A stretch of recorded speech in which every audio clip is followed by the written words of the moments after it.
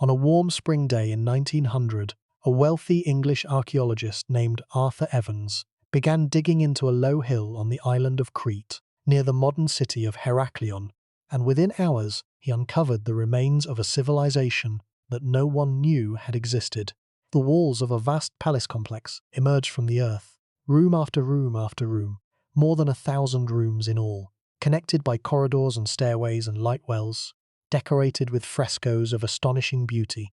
paintings of dolphins leaping through turquoise seas, of young men and women vaulting over the horns of charging bulls, of elegant women in elaborate dresses with their hair coiled and their eyes lined with kohl, of gardens and processions and rituals that spoke of a world of sophistication, artistry, and wealth that predated classical Greece by more than 1,000 years.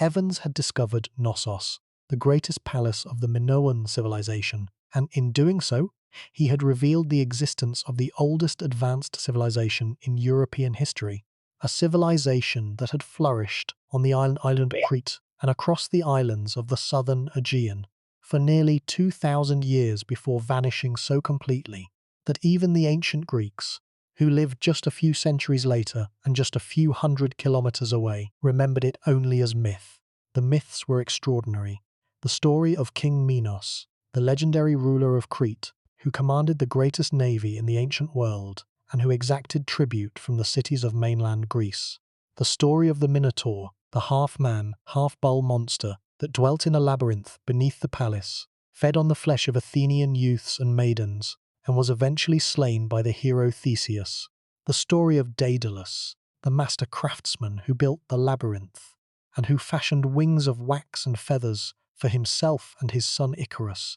to escape the island. The story of Ariadne, the daughter of Minos, who gave Theseus the thread that guided him through the labyrinth. These stories had been dismissed by most scholars as pure fantasy, the imaginative products of a mythological tradition that bore no relationship to historical reality. Evans's discovery at Knossos changed everything, because it revealed that behind the myths lay a real civilization, a civilization of palaces and frescoes and elaborate ritual, a civilization that had dominated the Aegean world for centuries, and a civilization that had been destroyed, not gradually but catastrophically, by one of the most powerful volcanic eruptions in the history of human civilization. The eruption of Thera, the island that the Greeks called Thera, and that is known today as Santorini, lies roughly 110 kilometers north of Crete, in the heart of the Cycladic archipelago,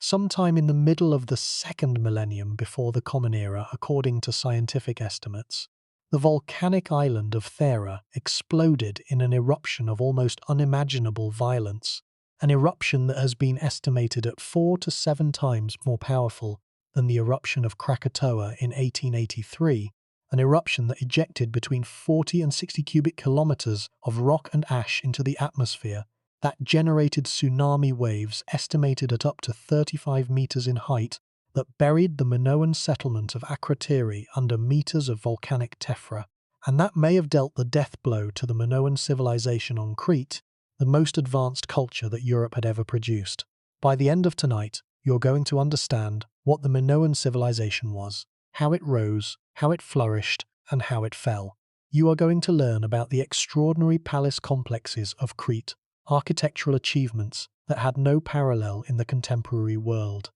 You are going to encounter the mystery of the Minoan crypts, the undeciphered writing systems that have resisted the efforts of scholars for more than a century. You are going to see the evidence for the Theran eruption and its effects on Minoan Crete, evidence that has been the subject of one of the most intense and most consequential debates in the history of archaeology. And you are going to confront the question that lies at the heart of every study of the Minoans, the question of how a civilization so advanced, so creative, and so powerful could have disappeared so completely that its very existence was forgotten for more than 3,000 years. Before we get started, if you find these mysteries as fascinating as we do, take a second to like the video or subscribe. It's a simple action, but it helps this channel reach more curious minds like yours. The Minoans are not merely an archaeological curiosity. They are a challenge to our understanding of the origins of European civilization, a reminder that the history of Europe did not begin with Athens and Sparta, but with a culture that was building multi-story palaces, painting naturalistic frescoes, developing writing systems, and engaging in long-distance maritime trade at a time when the rest of Europe was living in simple farming villages and Stone Age settlements. The Minoans were the first Europeans to build a civilization that can be compared, in its complexity and its sophistication, to the great civilizations of the ancient Near East, Egypt and Mesopotamia, and their achievement is all the more remarkable because it was accomplished on a small resource-poor island in the middle of the Aegean Sea,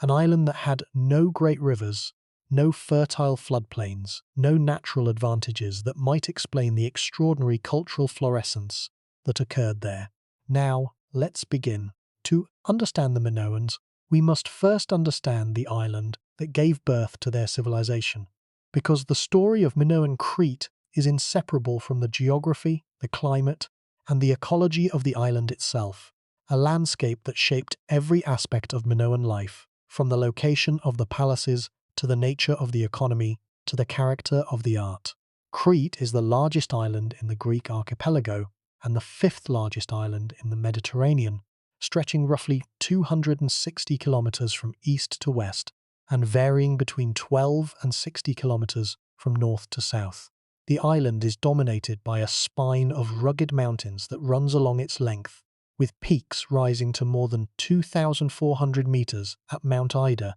the highest point on the island and the mythological birthplace of Zeus. The mountains divide the island into distinct geographic zones, with fertile coastal plains and valleys on the north and east, where the major Minoan palaces are located, and a more rugged, less accessible coastline on the south, facing the open waters of the Libyan Sea and the coast of North Africa, less than 300 kilometers distant. The geographic position of Crete, at the southern edge of the Aegean Sea, and at the crossroads of the sea routes connecting Europe, Africa, and Asia, was a critical factor in the development of the Minoan civilization. Crete lies at roughly equal distance from the Greek mainland to the north, the coast of Turkey to the east, the coast of Libya to the south, and the western Aegean islands to the west, a position that made it a natural hub for maritime trade and cultural exchange. The island's position at the meeting point of three continents gave its inhabitants access to the goods, the ideas, and the cultural traditions of Africa, Asia, and Europe, an access that was mediated by the sea, and that required a maritime capability that the Minoans developed to a degree that was unmatched by any contemporary civilization. The Minoan navy, celebrated in Greek tradition as the first great naval force in the Aegean, was not merely a military instrument. It was the essential infrastructure of the Minoan economy, the means by which the island was connected to the wider world, and by which the goods and materials that sustained the palace economy were imported and exported. The mountains of Crete played an equally important role in shaping the Minoan civilization. The mountain peaks, particularly Mount Ida and Mount Dicte, were sacred places in the Minoan religious system, the sites of mountain peak sanctuaries that were among the most important sacred sites in the Minoan world. The mountains also provided the timber that was essential for the construction of the palaces and for the building of the ships that were the foundation of Minoan maritime power. The forests of Crete, which were more extensive in antiquity than they are today, provided the tall straight trees, particularly cypresses and pines, that were used for the structural timbers of the palaces and for the masts and hulls of the ships. The exploitation of the Cretan forests may have contributed, over the long term, to the deforestation and the environmental degradation that some scholars have cited as a factor in the decline of the Minoan civilization. The climate of Crete is typically Mediterranean, with hot, dry summers and mild, wet winters, a climate that is well suited to the cultivation of the so-called Mediterranean triad, wheat, olives, and grapes,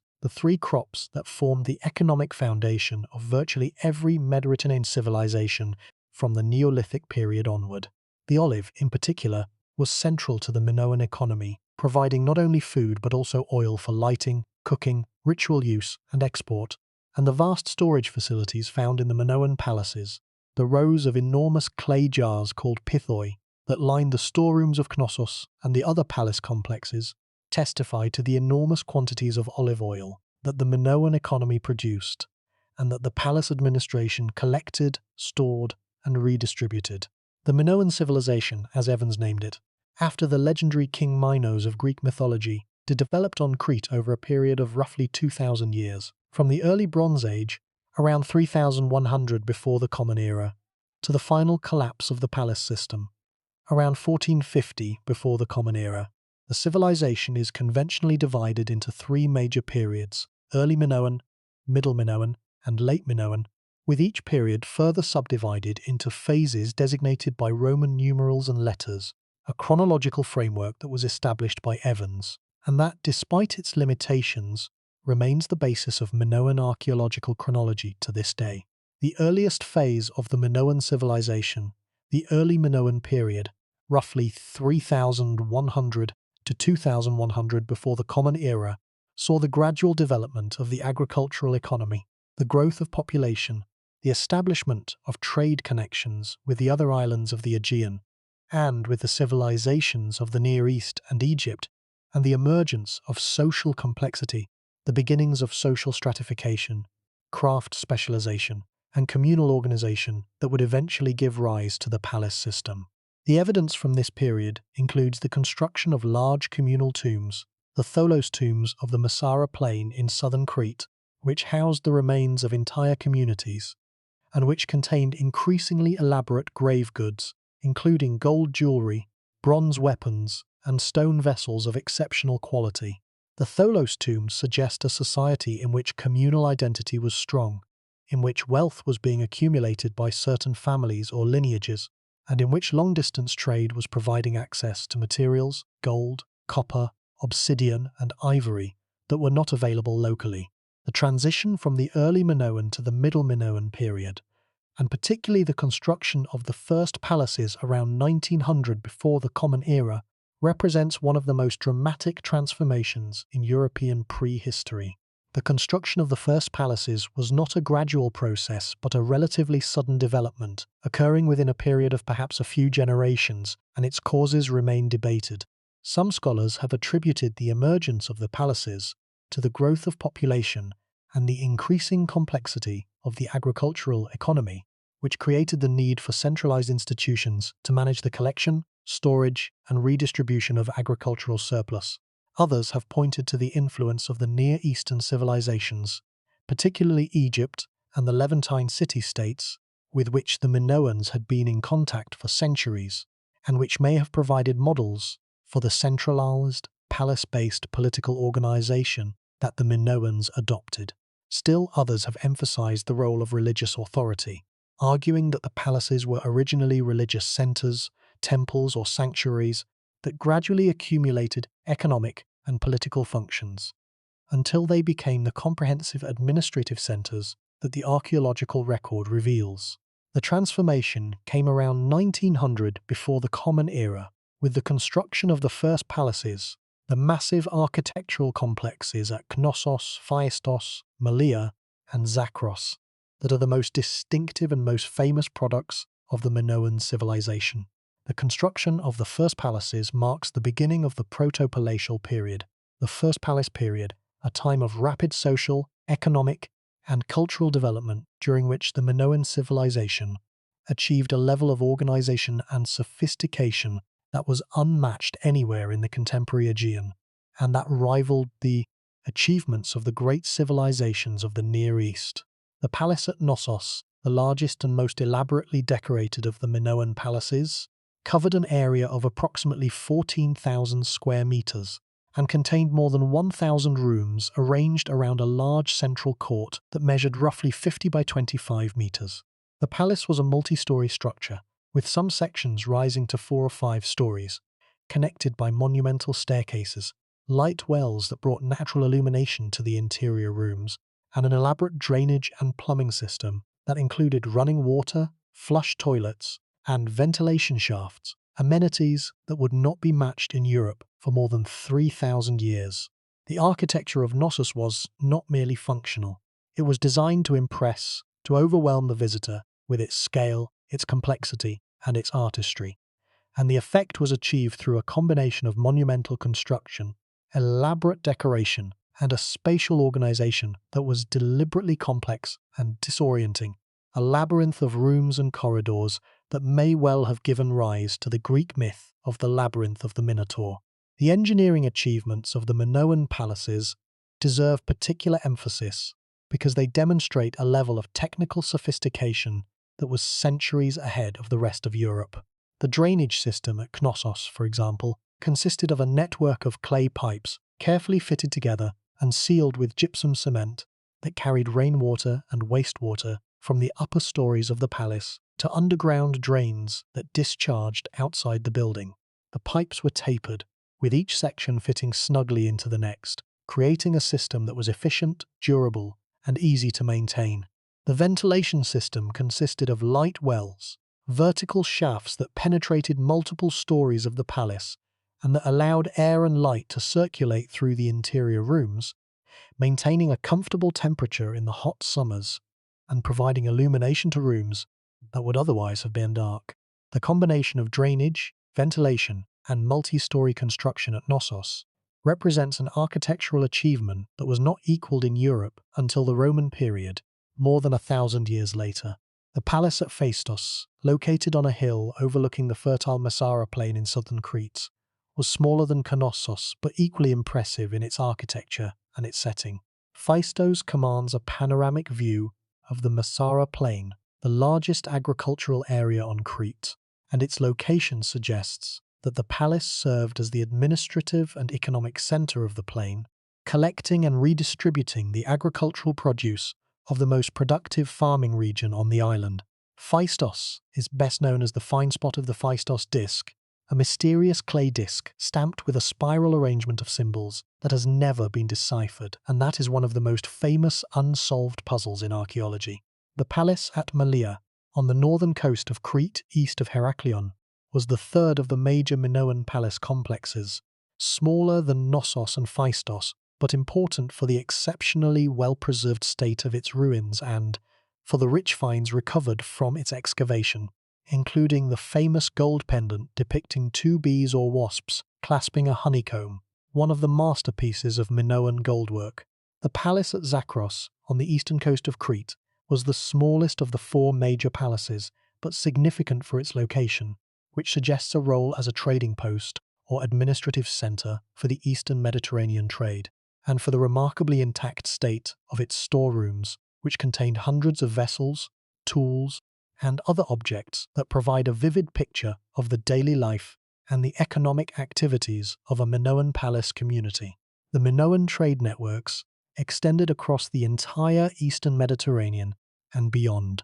connecting Crete to the major civilizations of the ancient world. Archaeological evidence of Minoan trade includes Minoan pottery found at sites in Egypt, the Levant, Cyprus, Anatolia, and the western Mediterranean, as well as imported goods found at Minoan sites, including Egyptian scarabs, Levantine metalwork, Anatolian obsidian, and Baltic amber. The trade was not merely a matter of exchanging luxury goods between elites. It included bulk commodities such as copper, timber, and agricultural products, materials that were essential for the functioning of the Minoan economy, and that had to be imported because they were not available on Crete in sufficient quantities. The dependence of the Minoan economy on imported materials, particularly metals, made the trade networks not merely economically important, but existentially necessary, and the disruption of those networks, whether by natural catastrophe, military conflict, or economic decline,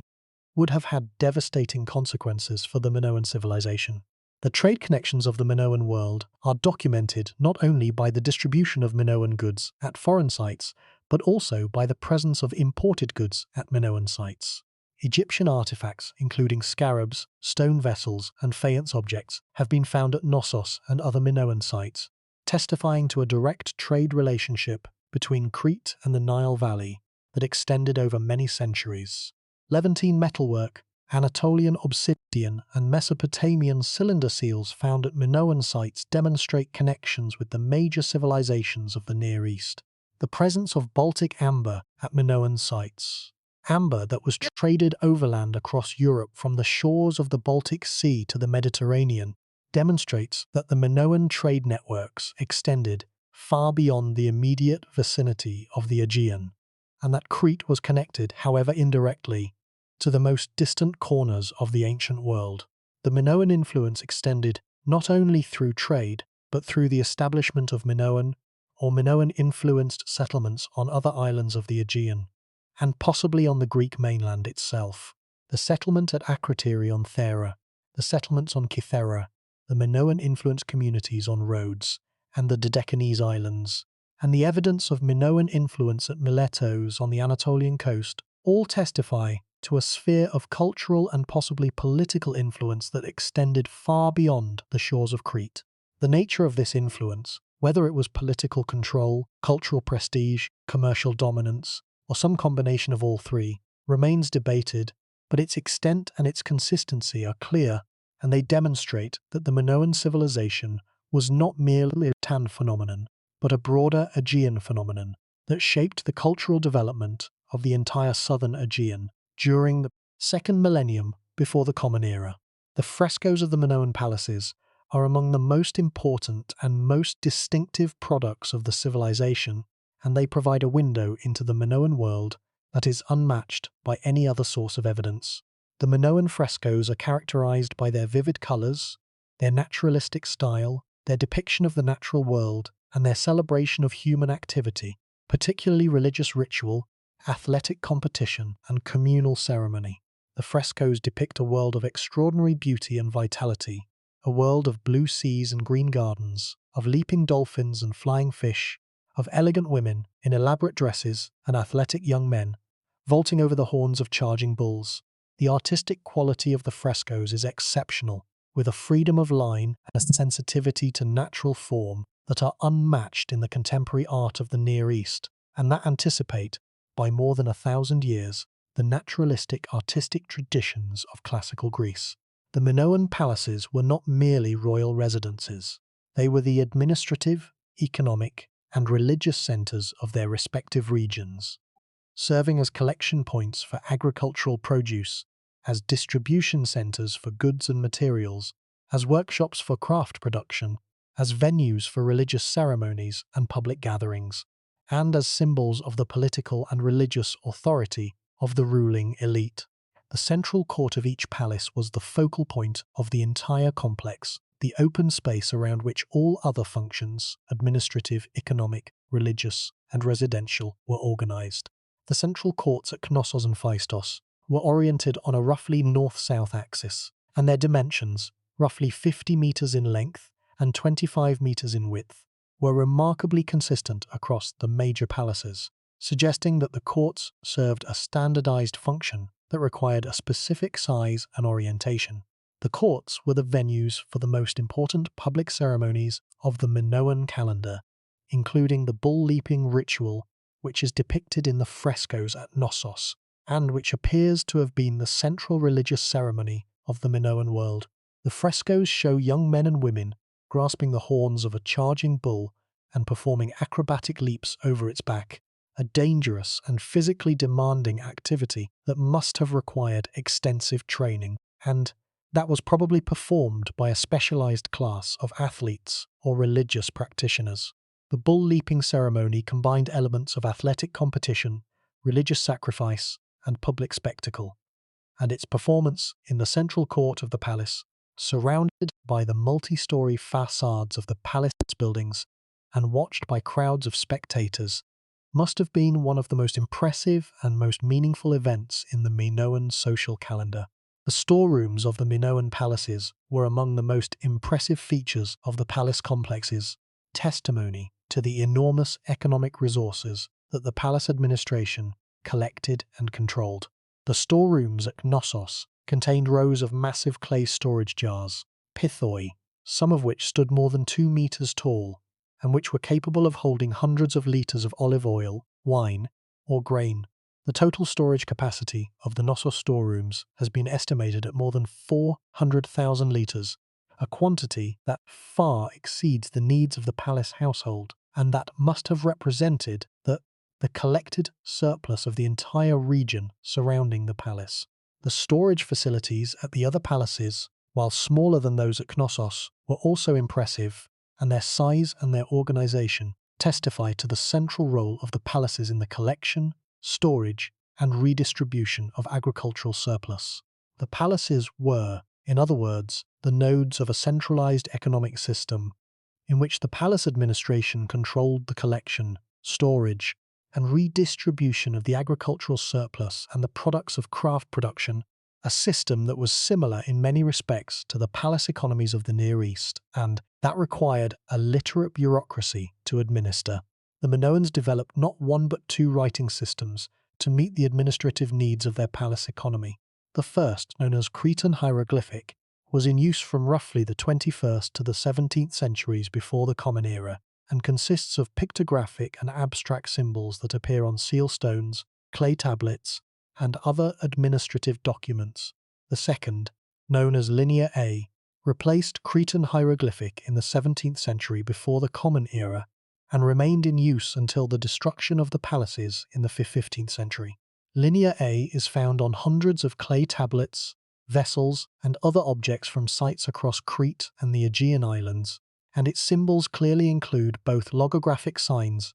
representing whole words or concepts, and syllabic signs, representing individual syllables, indicating that it was a true writing system capable of recording language. The disc, dating to approximately 1700 before the Common Era, contains 242 symbols, arranged in 61 groups, stamped into the wet clay with individual punches in what may be the earliest example of movable type, a technology that would not be reinvented in Europe until the 15th century of the Common Era. The symbols on the disc are unlike any other known writing system, and the disc has resisted every attempt at decipherment, remaining as mysterious today as it was when it was discovered in 1908 by the Italian archaeologist Luigi Pernier. Hundreds of proposed decipherments have been published over the years, none of which has been accepted by the scholarly community, and the disc remains one of the most tantalizing and most frustrating objects in the entire corpus of Minoan artifacts. The two Minoan writing systems, Cretan hieroglyphic and Linear A, are related to each other but distinct, sharing some signs but differing in their overall repertoire and in their method of inscription. Cretan hieroglyphic, as its name suggests, consists primarily of pictographic signs that depict recognizable objects, animals, plants, and body parts, combined with more abstract signs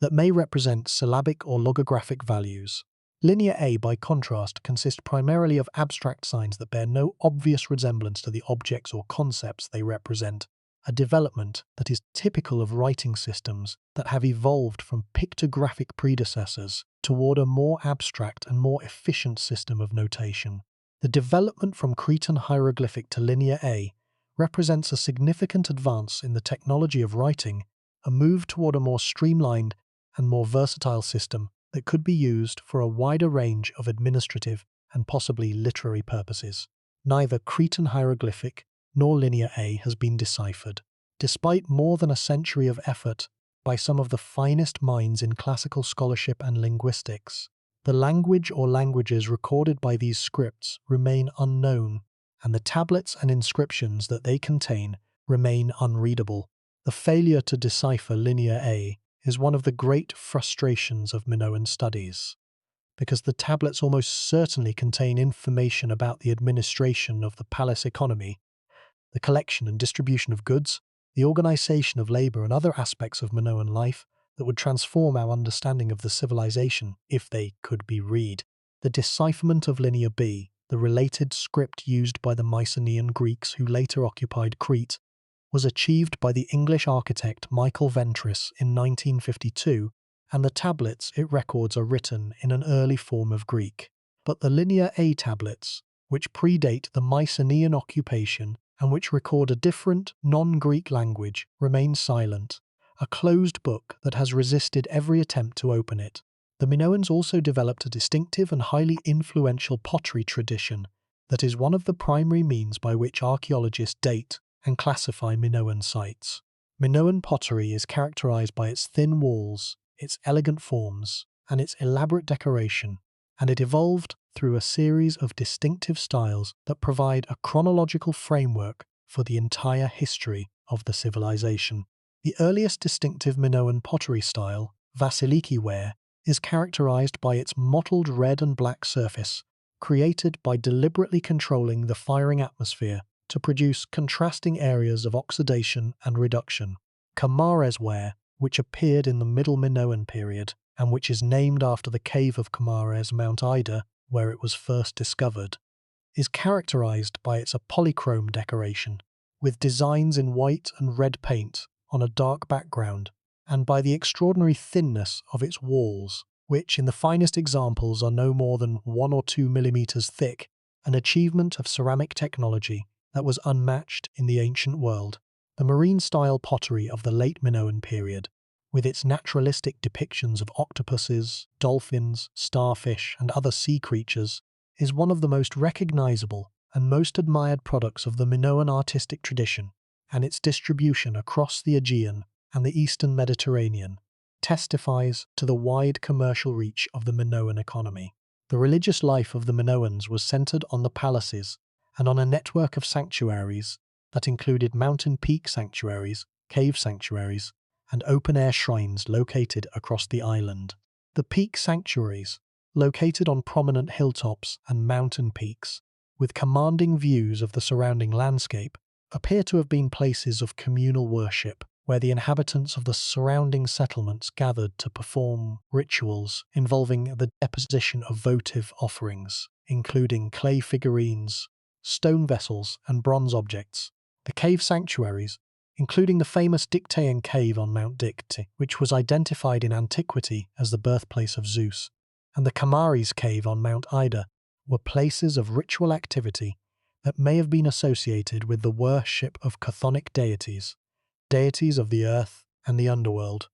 The diversity of Minoan sacred sites, from the mountain peaks to the underground caves to the central courts of the palaces, suggests a religious system of considerable complexity and sophistication, a system that encompassed multiple deities, multiple types of ritual, and multiple levels of participation, from the communal worship at the peak sanctuaries to the exclusive ceremonies that may have been conducted in the inner rooms of the palaces. The social organization of the Minoan civilization remains a matter of scholarly debate, because the undeciphered Linear A tablets cannot be read, and because the archaeological evidence is ambiguous. The conventional interpretation, largely derived from Evans's original vision, portrays the Minoan palaces as the residences of divine kings or priest-kings who combined political, economic, and religious authority in their persons,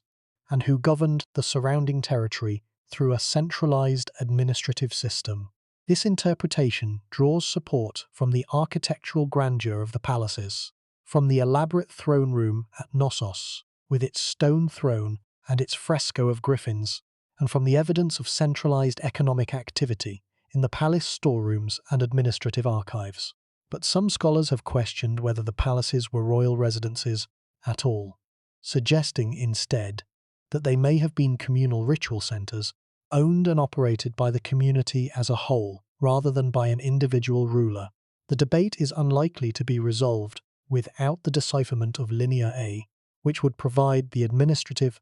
and political records that are needed to determine the nature of the Minoan political system. The Minoan economy was based on a combination of agriculture, craft production, and maritime trade, the three pillars that supported the palace system and that provided the wealth that made the cultural achievements of the civilization possible. The agricultural base consisted of the Mediterranean triad of wheat, olives, and grapes, supplemented by a wide range of other crops and by the raising of sheep, goats, cattle, and pigs. The craft production of the Minoan palaces included pottery, metalworking, stone carving, textile production, and the manufacture of luxury goods in ivory, faience, and precious metals, crafts that were practiced at a level of skill and sophistication that was unmatched in the contemporary Aegean. The maritime trade connected Crete to the other islands of the Aegean, to the civilizations of the Near East and Egypt, and to the Western Mediterranean, providing the island with the imported materials, copper, tin, ivory, gold, precious stones that were essential for the functioning of the palace economy,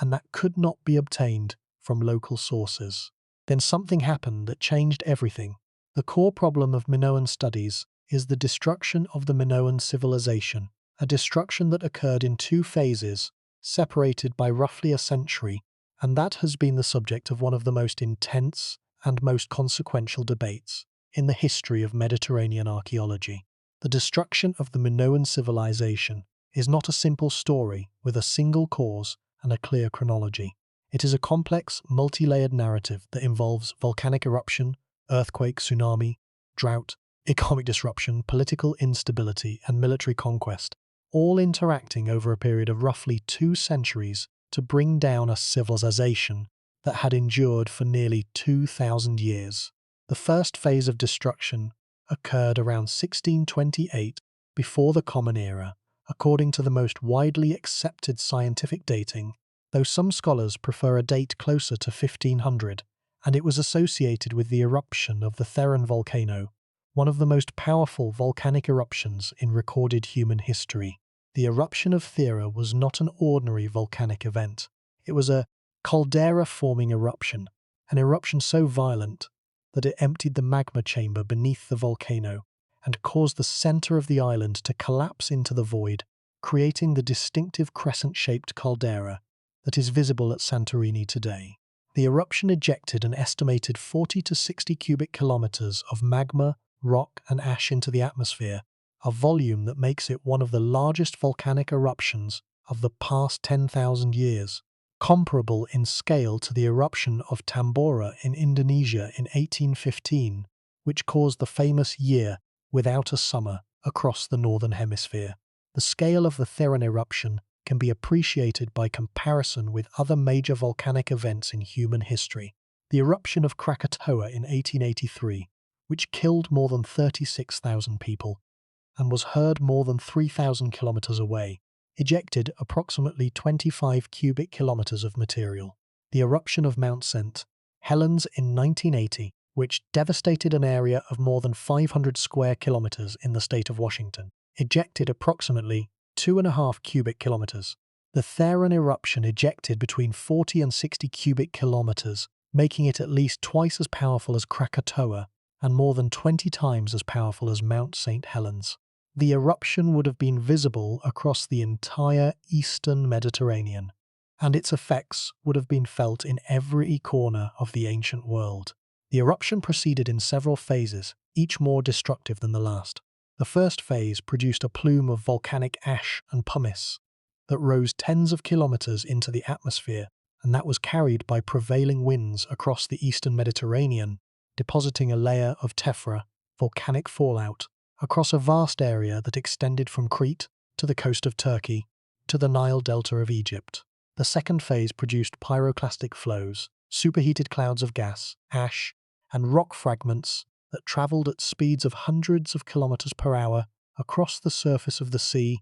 and onto the surrounding islands, incinerating everything in their path. The third and final phase, the caldera collapse, generated tsunami waves that radiated outward from the collapsing volcano and that struck the northern coast of Crete with devastating force, penetrating several kilometers inland in some areas and causing massive destruction to the coastal settlements and harbours on which the Minoan maritime economy depended. The volcanic ashfall from the eruption has been detected across a wide area of the eastern Mediterranean, providing one of the most important stratigraphic markers in the archaeology of the region. The Minoan eruption tephra, a distinctive layer of white pumice and volcanic glass, has been identified at archaeological sites on Crete, on the islands of the Aegean, on the coast of Turkey, and in marine sediment cores from the eastern Mediterranean, providing a synchronizing horizon that allows archaeologists to correlate the chronologies of sites across the region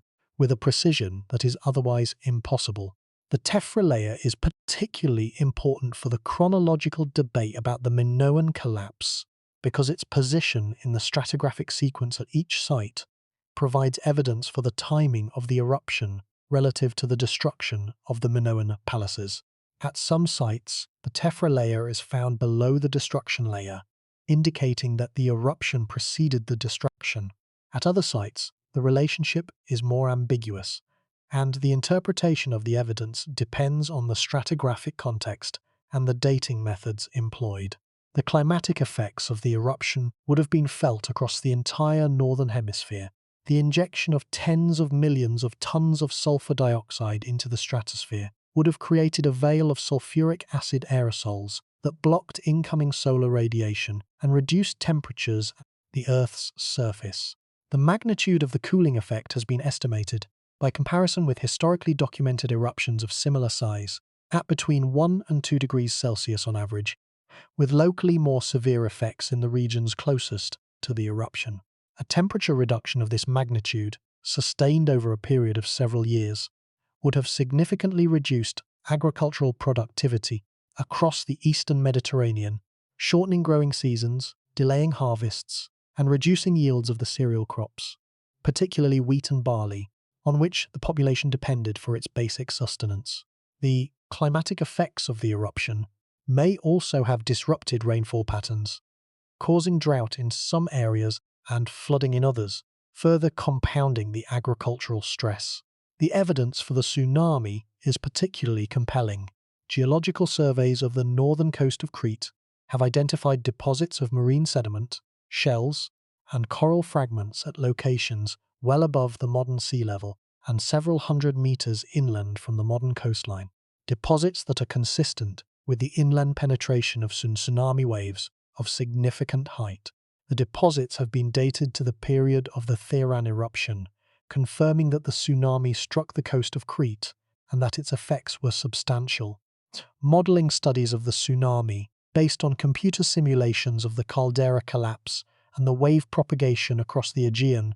have estimated wave heights of between 9 and 35 meters on the northern coast of Crete, with the highest waves concentrated in the areas directly facing the caldera. Waves of this height would have been catastrophic for the coastal settlements and harbours of northern Crete, where the major Minoan palaces were located, and they would have destroyed the maritime infrastructure on which the Minoan economy depended. The Minoan settlement of Akrotiri, on the island of Thera itself, was buried under meters of volcanic ash and pumice, preserving it in a state of extraordinary completeness. A Bronze Age Pompeii that has provided archaeologists with one of the most detailed and most vivid pictures of daily life in the ancient Aegean, the excavation of Akrotiri, begun by the Greek archaeologist Sparidon Marinatos in 1967 and continued after his death in 1974 by Christos Doumas, revealed a prosperous and culturally sophisticated town with multi-story buildings, elaborate frescoes, an advanced drainage system, and evidence of extensive trade connections with Crete, the Greek mainland, Egypt, and the Near East. The town of Akrotiri covered an area of approximately 30 hectares, though only a fraction of this area has been excavated to date, and the buildings that have been uncovered testify to a community of considerable wealth and sophistication. The buildings were constructed of local stone and mud brick, with timber-framed upper stories, and many were 3 or even 4 stories high, a construction style that demonstrates both the technical competence of the builders and the density of the settlement. The interiors of the buildings were decorated with frescoes of extraordinary quality, and the domestic spaces were equipped with stone-built hearths, storage jars, grinding stones, and other implements of daily life that provide a vivid picture of how the people of Akrotiri lived. The frescoes of Akrotiri are among the most important works of Bronze Age art, depicting scenes of daily life, religious ritual, naval processions, and natural landscapes with a vividness and a naturalism that are unmatched in the ancient world. The spring fresco, depicting a landscape of red lilies and darting swallows against a backdrop of volcanic rock formations, is one of the earliest known pure landscape paintings in the history of art. The miniature frieze, a panoramic composition that extends around the walls of a room in the so-called West House, depicts a naval procession connecting 2 towns with detailed representations of ships, harbours, people, and animals that provide invaluable information about Minoan maritime culture and the organisation of Minoan society.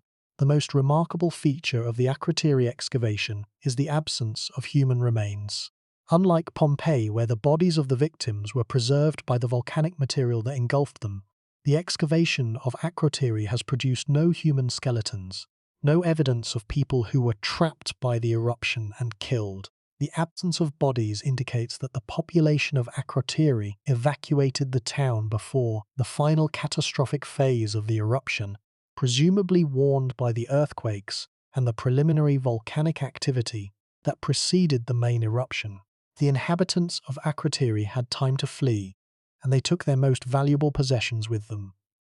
Because the excavation has produced remarkably few objects of gold, silver, or other precious materials, in contrast to the abundance of such objects at other Minoan sites. Where the people of Akrotiri went is unknown. They may have fled to Crete, which was the closest major landmass,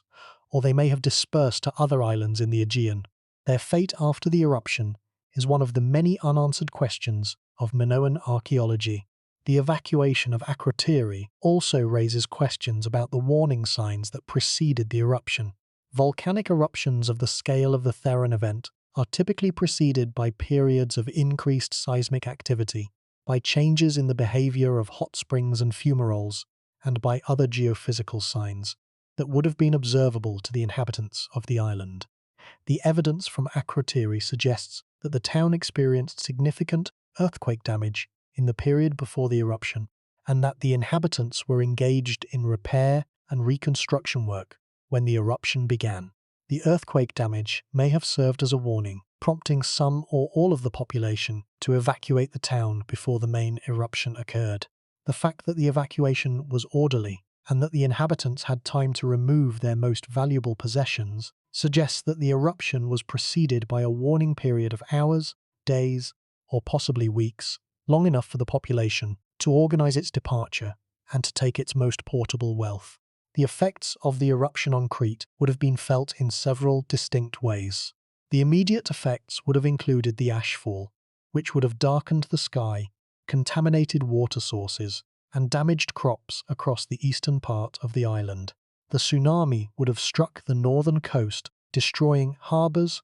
boats, and coastal infrastructure. The longer-term effects would have included the disruption of trade routes, as the sea lanes through the Cycladic islands would have been blocked by floating pumice and volcanic debris, and the climatic cooling caused by the injection of sulfur dioxide into the stratosphere, which would have reduced agricultural productivity for several years following the eruption. The combined effect of these impacts would have been severe,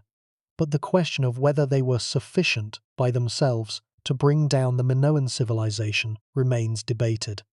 And it gets worse. The relationship between the Theron eruption and the destruction of the Minoan palaces on Crete is one of the most debated questions in Mediterranean archaeology, because the evidence is complex, contradictory, and difficult to interpret. The Theron eruption would certainly have had a devastating impact on Crete. The ashfall from the eruption would have blanketed the eastern part of the island, damaging crops and contaminating water supplies. The tsunami waves generated by the caldera collapse would have struck the northern coast with enormous force, destroying harbours, shipyards, and coastal settlements. The disruption of maritime trade routes, on which the Minoan economy depended, would have been severe and prolonged, but the archaeological evidence from Crete does not show a pattern of destruction that is consistent with a single overwhelming catastrophe caused by the eruption. Instead, the evidence shows a more complex pattern,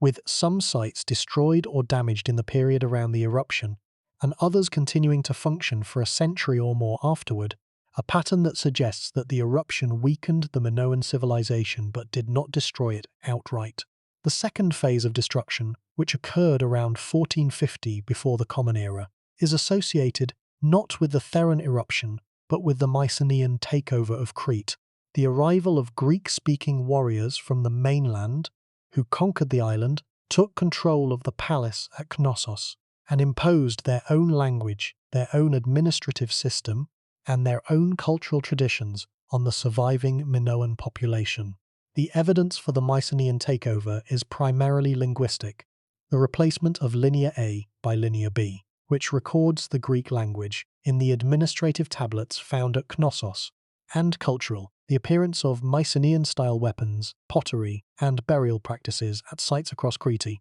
The Mycenaean occupation of Knossos lasted for roughly a century, until the palace was destroyed by fire around 1375 before the Common Era, an event that marked the final end of the palace civilization on Crete and the beginning of a long period of decline from which the island would not recover until the classical Greek period. The Linear B tablets from Knossos, which date to the period of the Mycenaean occupation, provide a glimpse into the administrative organization of Knossos under Mycenaean rule. The tablet record the collection and distribution of agricultural products, the allocation of land, the organization of labor, and the management of flocks and herds using the same administrative categories and the same bureaucratic procedures that are found in the Linear B tablets from the Mycenaean palaces on the mainland, Pylos, Mycenae, and Thebes. The tablets confirm that the Mycenaean rulers of Knossos imposed their own administrative system on the island, replacing the Minoan Linear A bureaucracy with a Greek-speaking Linear B bureaucracy that managed the palace economy according to Mycenaean principles. The continuity of the palace system under Mycenaean rule, the fact that the Mycenaeans did not destroy the palace, but occupied it and continued to use it as an administrative center, suggests that the Mycenaean conquest was not a destructive invasion, but a takeover, a transfer of power from the Minoan elite to the Mycenaean elite that preserved the institutional structure of the palace, while changing its language, its culture, and its political orientation.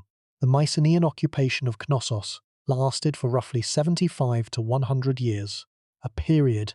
during which the palace continued to function as an administrative and economic center, but during which the cultural character of the site was progressively transformed from Minoan to Mycenaean. The warrior graves that appeared on Crete during this period, containing bronze swords, spears, helmets, and other military equipment in the Mycenaean style, testify to the presence of a Mycenaean military elite that maintained its distinct cultural identity even as it adopted and adapted elements of the Minoan cultural tradition. The period of Mycenaean occupation was one of cultural fusion and cultural transformation, in which the old Minoan traditions and the new Mycenaean traditions mingled and merged, creating a hybrid culture that was neither purely Minoan nor purely Mycenaeans, but something new, a transitional culture that would eventually give way to the fully Mycenaean culture of the late Bronze Age Aegean. The nature of the Mycenaean takeover of Crete has been the subject of considerable scholarly discussion. Some scholars have envisioned a military invasion, with Mycenaean warriors crossing the Aegean in force and conquering the island through armed combat. Others have proposed a more gradual process, in which Mycenaean influence on Crete increased over a period of decades, through trade, intermarriage, and political alliance, until the Mycenaean elite was sufficiently entrenched to take control of the palace administration, without the need for large-scale military action. The archaeological evidence is consistent with both scenarios, and the reality may have involved elements of both, with a period of gradual Mycenaean infiltration, followed by a decisive political or military event that transferred control of the palaces from the Minoan elite to the Mycenaean newcomers. The question of whether the Mycenaean takeover was primarily military or primarily political is important because it bears on the larger question of why the Minoan civilization fell, whether it was destroyed by external force, or whether it was already so weakened by internal decline and natural catastrophe that the Mycenaean takeover was merely the final act in a long process of dissolution. The fate of the Minoan population after the Mycenaean takeover is largely unknown. The archaeological evidence suggests that the Minoan cultural traditions did not disappear immediately after the conquest, but persisted, in modified form, throughout the period of Mycenaean occupation and into the post-palatial period.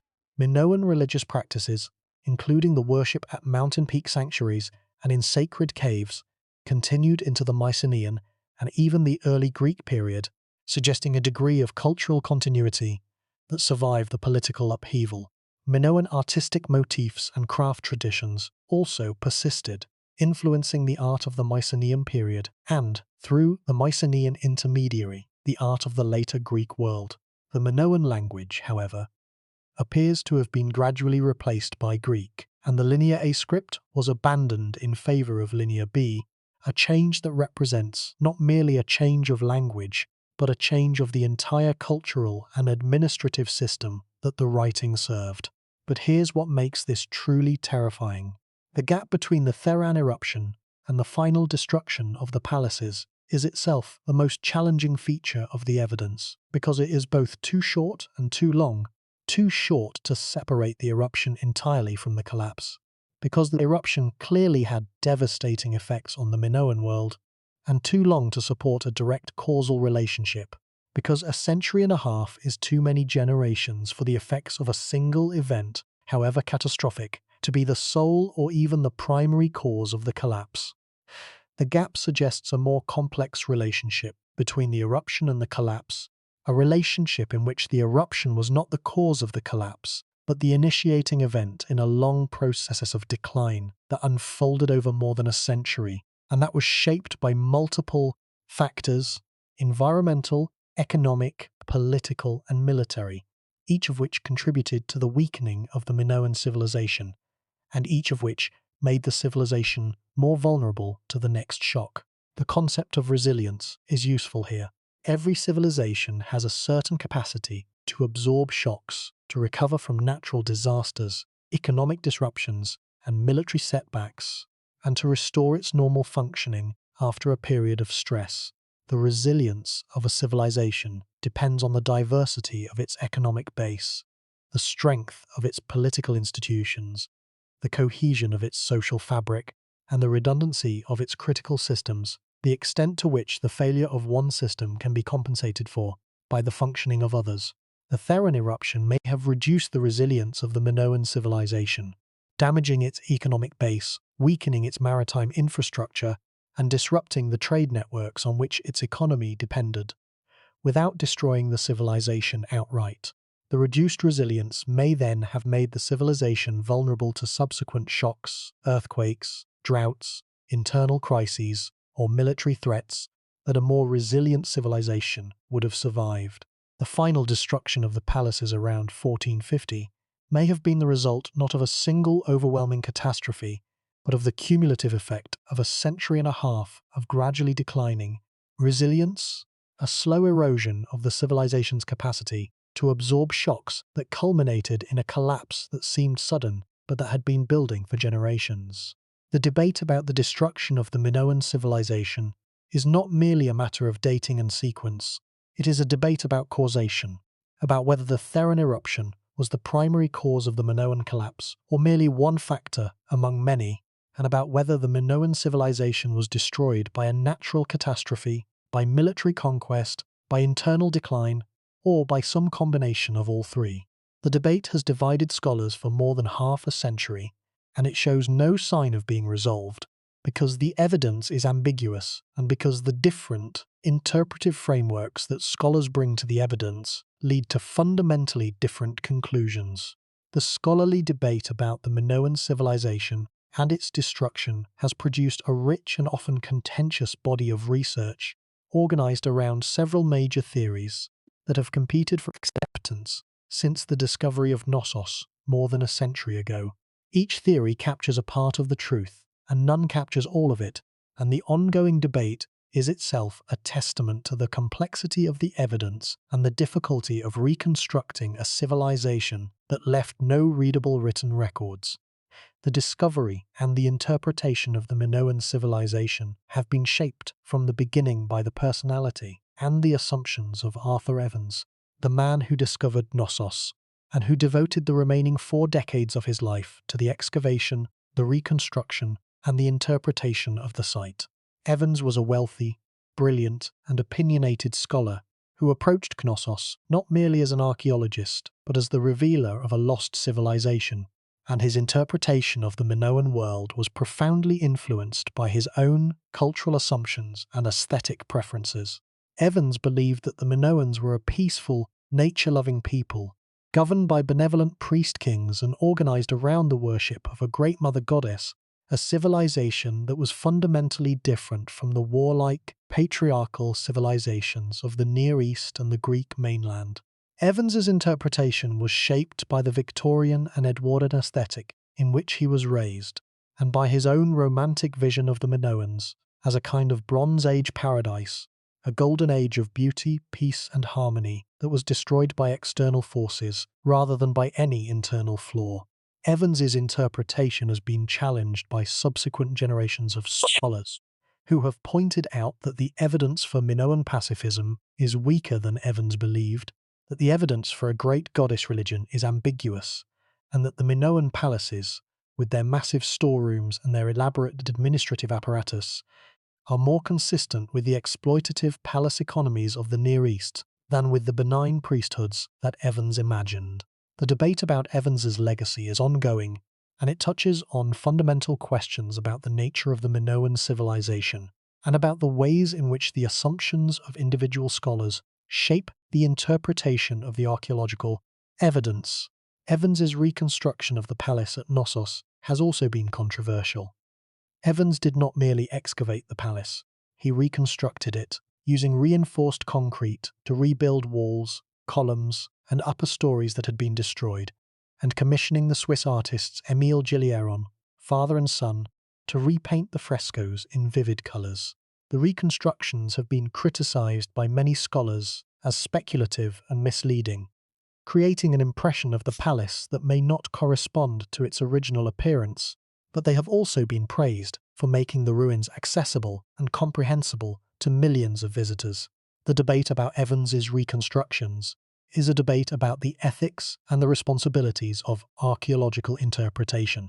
about the line between preservation and fabrication, and about the extent to which a scholar's vision of the past should be imposed on the physical remains. The first and most influential theory about the Minoan collapse, the volcanic catastrophe hypothesis, was most prominently advanced by the Greek archaeologist Spyridon Marinatos, who argued in a landmark paper published in 1939 that the destruction of the Minoan palaces was caused directly by the eruption of Thera. Marinatos proposed that the ashfall, the tsunami, and the climatic effects of the eruption combined to devastate the Minoan settlements on Crete, destroying the agricultural base, wrecking the maritime infrastructure, and killing or displacing a large portion of the population. Marinatos' theory was enormously influential, shaping popular and scholarly understanding of the Minoan collapse for decades, and it was the primary motivation for his excavation of Akrotiri, which he undertook specifically to find evidence of the volcanic destruction that he believed had ended the Minoan civilization. But here is the problem with the volcanic catastrophe hypothesis in its original form. The dating does not work. The most widely accepted scientific dating of the Theran eruption, based on radiocarbon analysis, ice core data, and tree ring analysis, places the eruption around 1628 before the Common Era,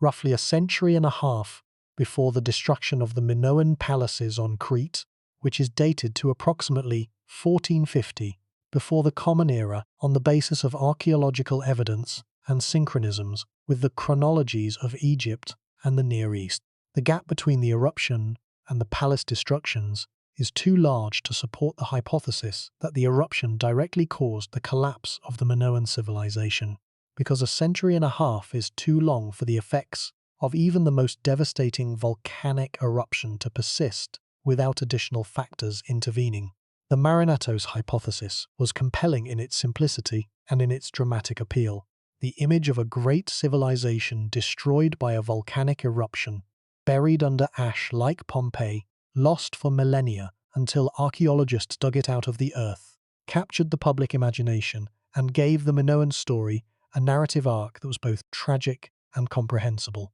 But as the evidence accumulated and as the dating methods improved, the simplicity of the hypothesis became a problem, because the evidence did not support a simple, direct causal relationship between the eruption and the collapse of the Minoan palaces. The dating problem has generated an enormous scholarly literature, because the discrepancy between the scientific dating of the eruption and the archaeological dating of the palace destructions threatens to undermine the entire framework of Aegean Bronze Age. Chronology. If the eruption occurred around 1628,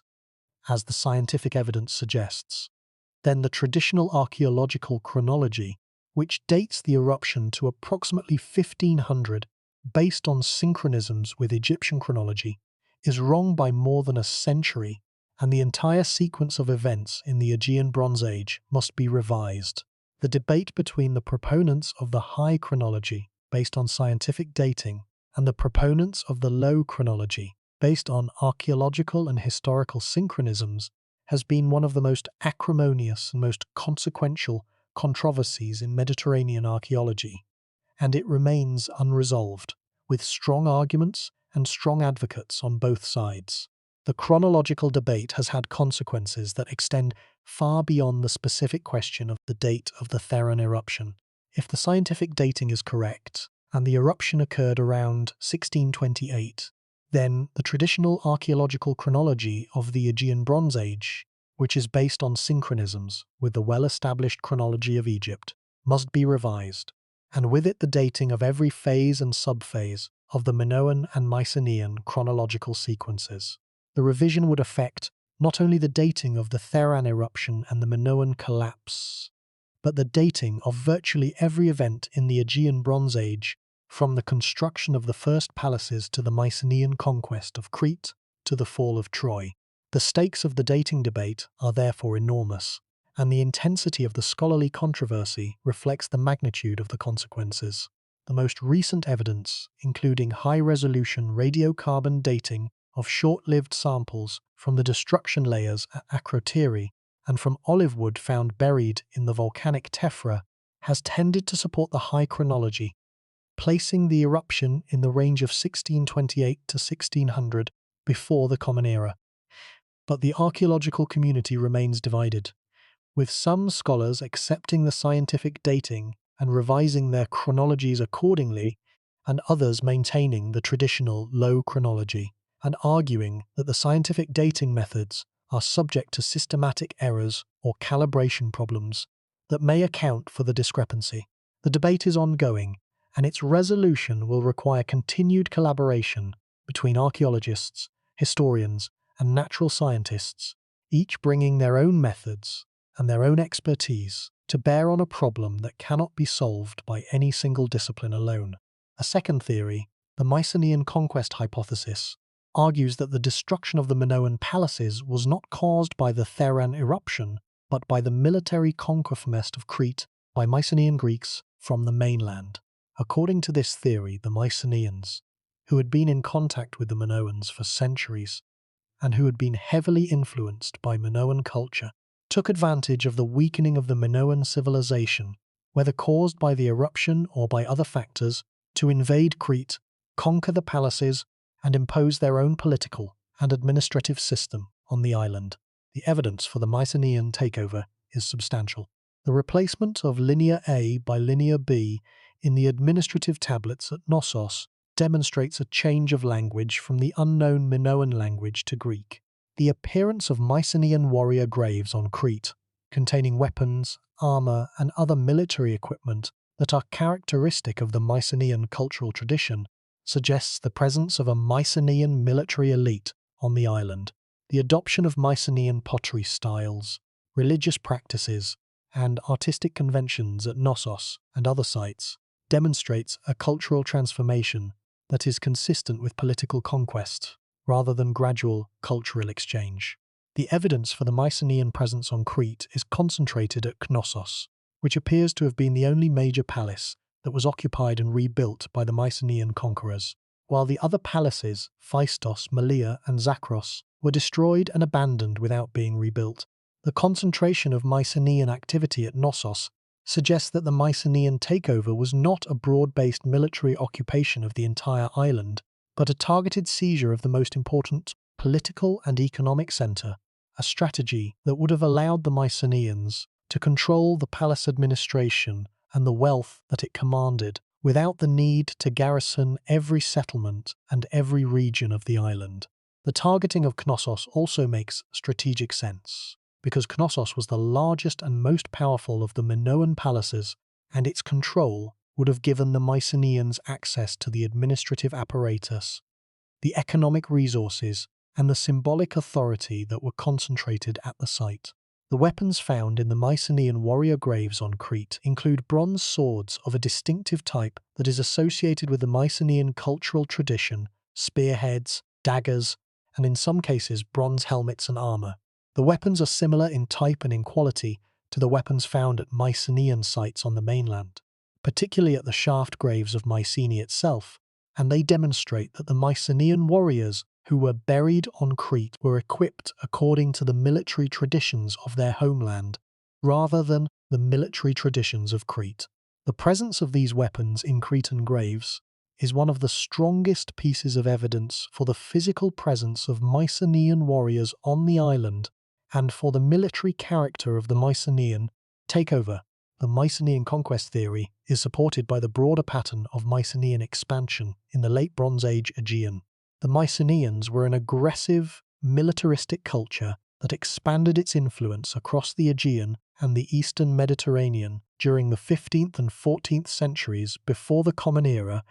establishing trading posts, military outposts, and colonies at sites from the western coast of Turkey to the southern coast of Italy. The conquest of Crete, the wealthiest and most strategically important island in the Aegean, would have been a natural objective for the expanding Mycenaean kingdoms, and the weakening of the Minoan civilization by the Theron eruption and its aftermath would have created an opportunity that the Mycenaeans were well positioned to exploit. A third theory focuses on internal decline, arguing that the Minoan civilization was already in a state of social, economic, and political decline before the Theron eruption, and that the eruption merely accelerated a process of collapse that was already underway. According to this theory, the Minoan palace system had become increasingly centralized, increasingly rigid, and increasingly dependent on a complex system of trade and redistribution that was vulnerable to disruption. The palaces had grown in size and in administrative complexity,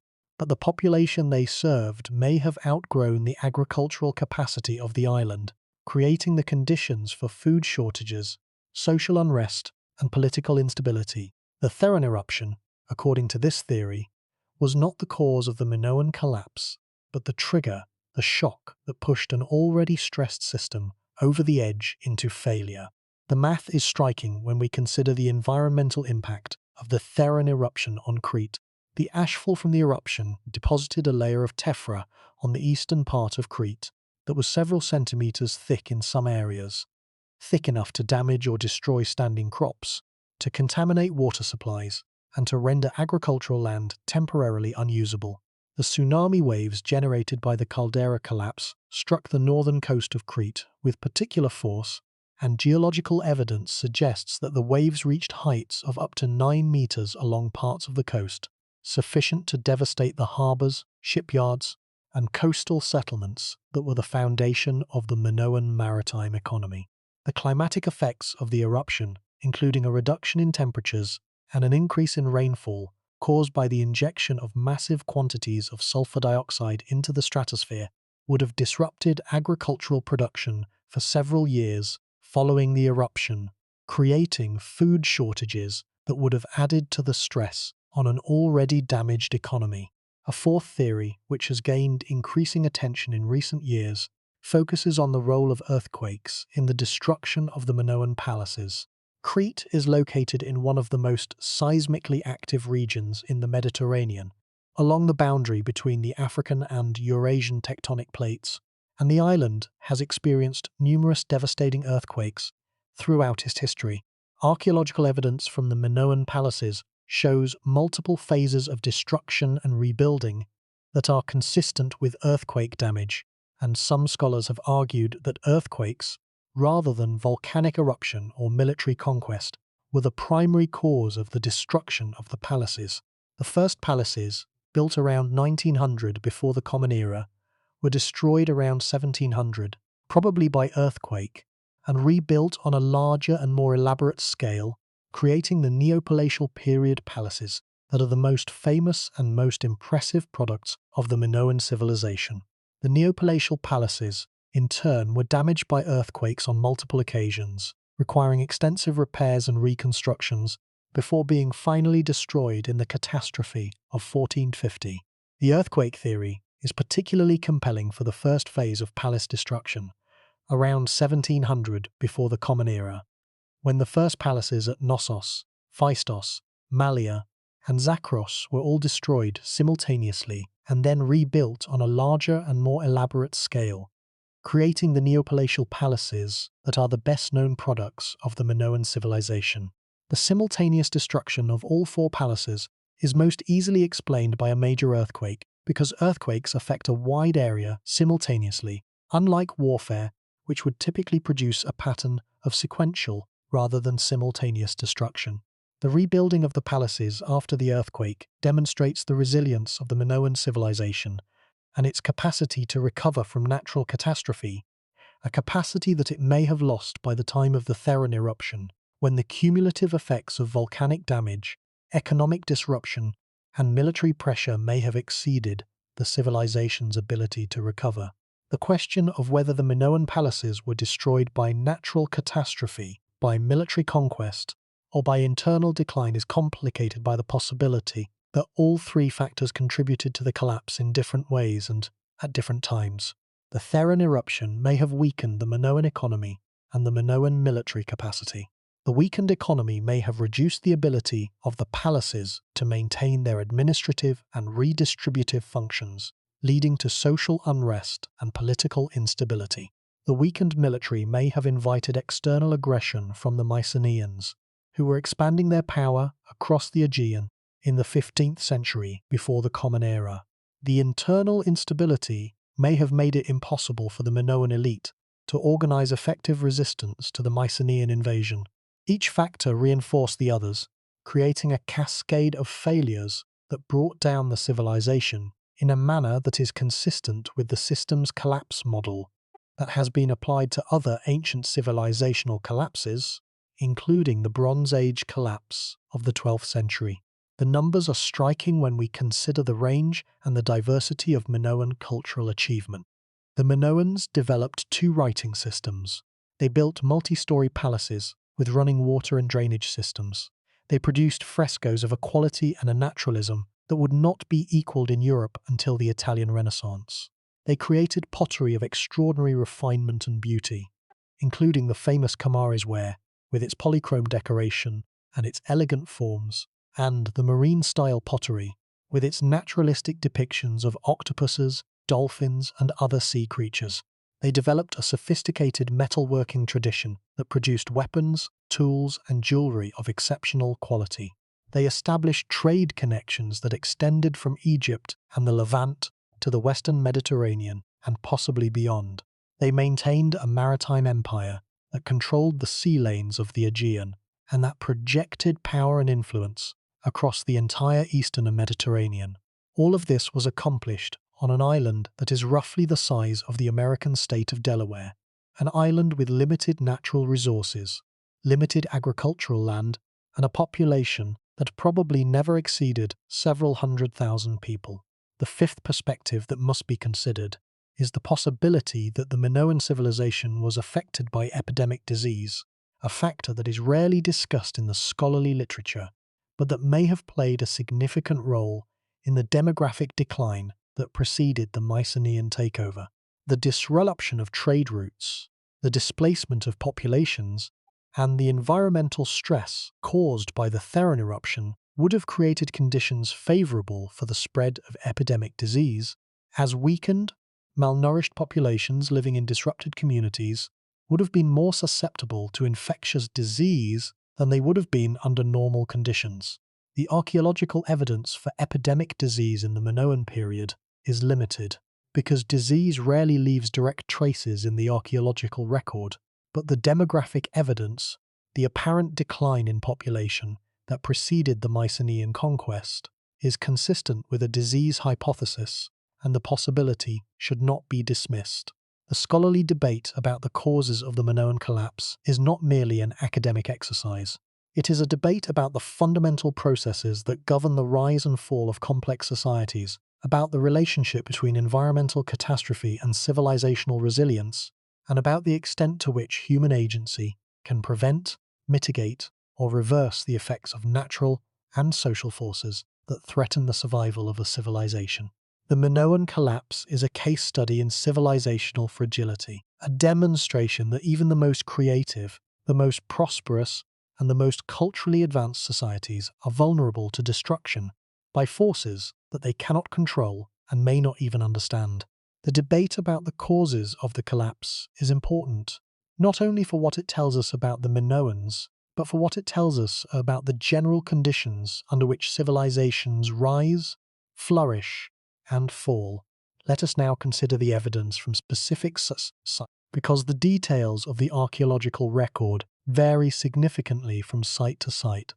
and because the variation is informative about the nature and the causes of the Minoan collapse. The site of Akrotiri on the island of Thera provides the most vivid and most detailed picture of Minoan life in the period immediately before the volcanic eruption. The excavation of Akrotiri, which has been ongoing since 1967, has revealed a town of considerable size and sophistication, with buildings of 2 and 3 stories, elaborate frescoes decorating the walls of public and private rooms, an advanced drainage and sewage system, and evidence of extensive craft production and trade. The frescoes of Akrotiri include some of the most famous images from the Bronze Age Aegean, including the Spring fresco, depicting a landscape of lilies and swallows against a backdrop of volcanic rock formations, the Boxing Boys, depicting 2 young men engaged in a boxing match, the Fisherman, depicting a nude young man carrying strings of fish, and the Great Miniature Frieze,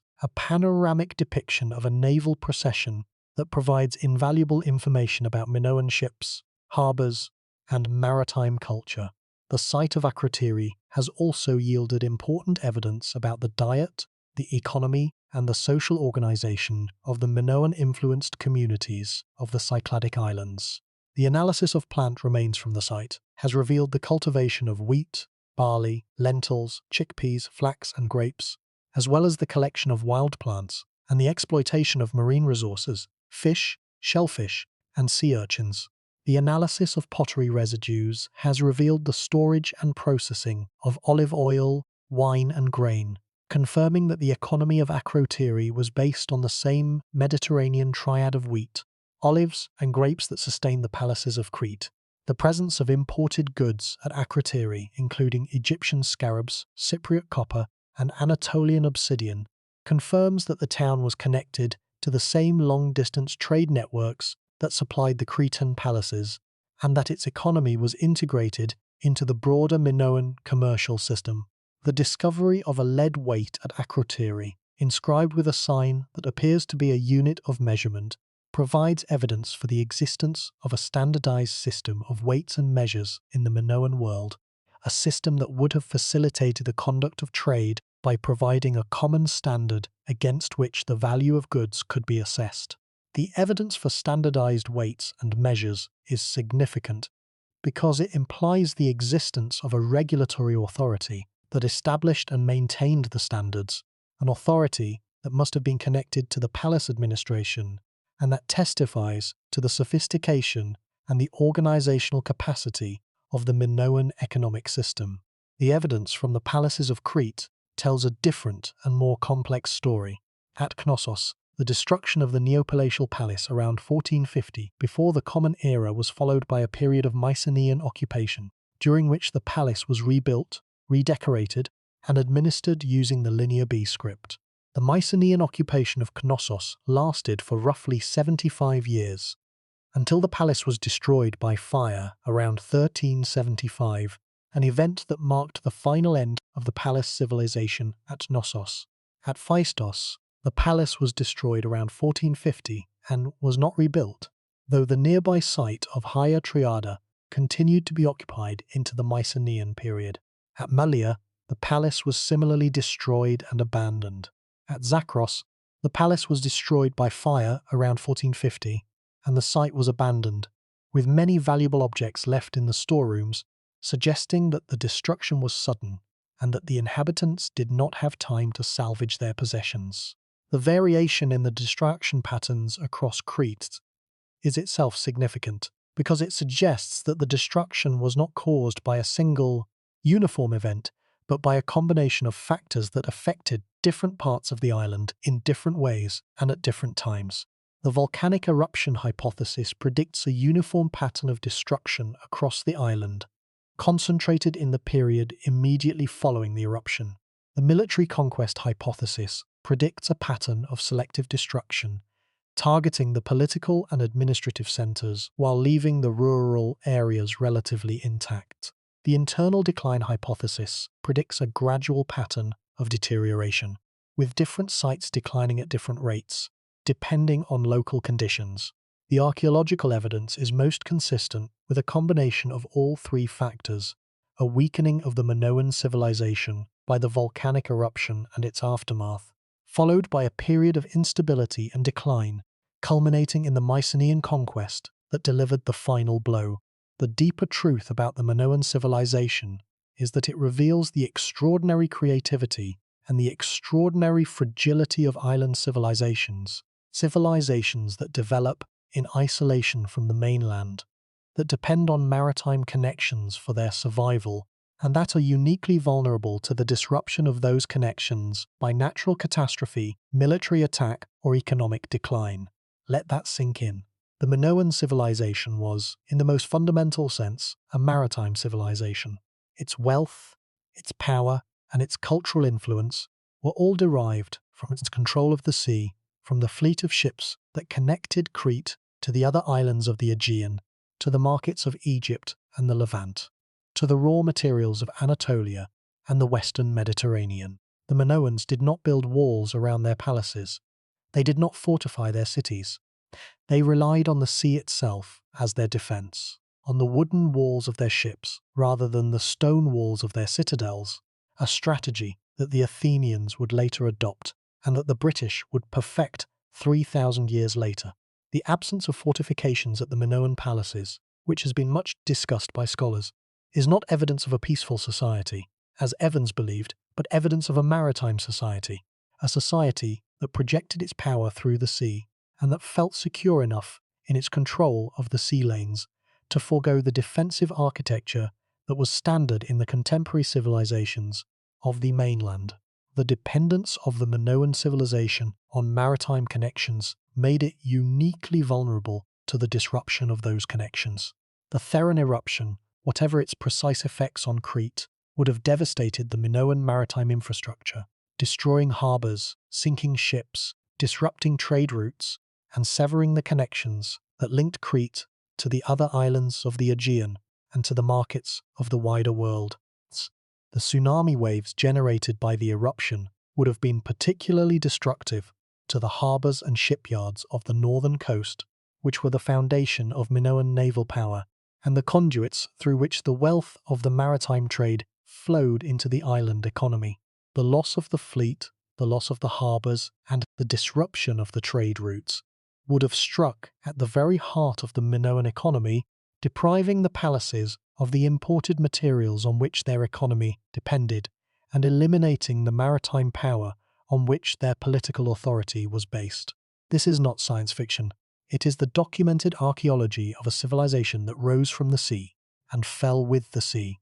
A civilization whose greatest strength was also its greatest vulnerability, whose power was inseparable from its fragility, and whose destruction was, in the deepest sense, a consequence of the same geographical and environmental factors that had made its rise possible. The sea gave the Minoans everything. The sea took everything away. The Minoan civilization was also the first European civilization to develop what scholars call a thalassocracy, a maritime empire based on naval power rather than territorial control. The ancient Greeks remembered the Minoans as the rulers of the sea, and the historian Thucydides, writing in the 5th century before the Common Era, described Minos as the first ruler to acquire a navy and to control the sea lanes of the Aegean, suppressing piracy and establishing colonies on the islands. Thucydides' account, written more than 1,000 years after the events it describes, cannot be taken as literal history, but it preserves a genuine memory of the Minoan thalassocracy, a maritime empire that controlled the Aegean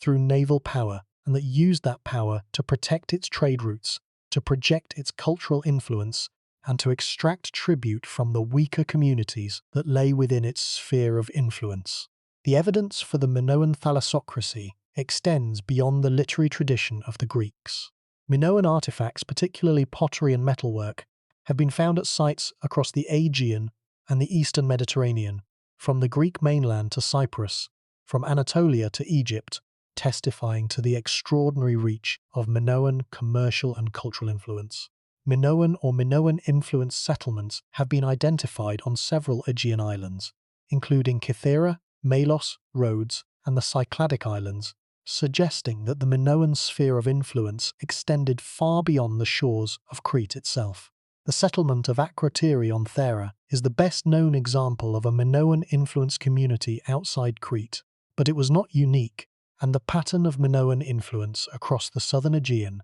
suggests a systematic projection of power and culture that is consistent with the tradition of the Minoan thalassocracy. The Minoan religion is one of the most fascinating and most enigmatic aspects of the civilization, because the evidence for Minoan religious practice is abundant but difficult to interpret in the absence of readable written records. The frescoes, the figurines, the seal stones, and the architectural remains of the palaces and their associated sanctuaries provide a wealth of visual evidence for Minoan religious life, but the specific meanings and the theological content of the rituals they depict can only be inferred, not confirmed, and the interpretations that scholars have proposed are inevitably speculative. The most prominent feature of Minoan religion, as it is known from the archaeological evidence, is the worship of a female deity, or perhaps multiple female deities, who are depicted in frescoes, on seal stones, and in small-scale figurines holding snakes, accompanied by animals standing on mountain peaks, or presiding over rituals in which other figures, both male and female, participate as attendants or worshippers. The so-called snake goddess figurines from Knossos, depicting a woman in Minoan dress holding snakes in her outstretched hands, are among the most famous objects from the Minoan world and have been interpreted as representations of the Minoan goddess in her role as protector of the household or as mistress of animals. The interpretation of these figurines is debated, and some scholars have argued that they represent not a goddess, but a priestess performing a ritual that involved the handling of snakes, a practice that is attested in various cultures around the world. The bull occupied a central place in Minoan religious iconography, and the ritual of bull pink, depicted in the famous frescoes at Knossos and on numerous seal stones and figurines, appears to have been one of the most important ceremonies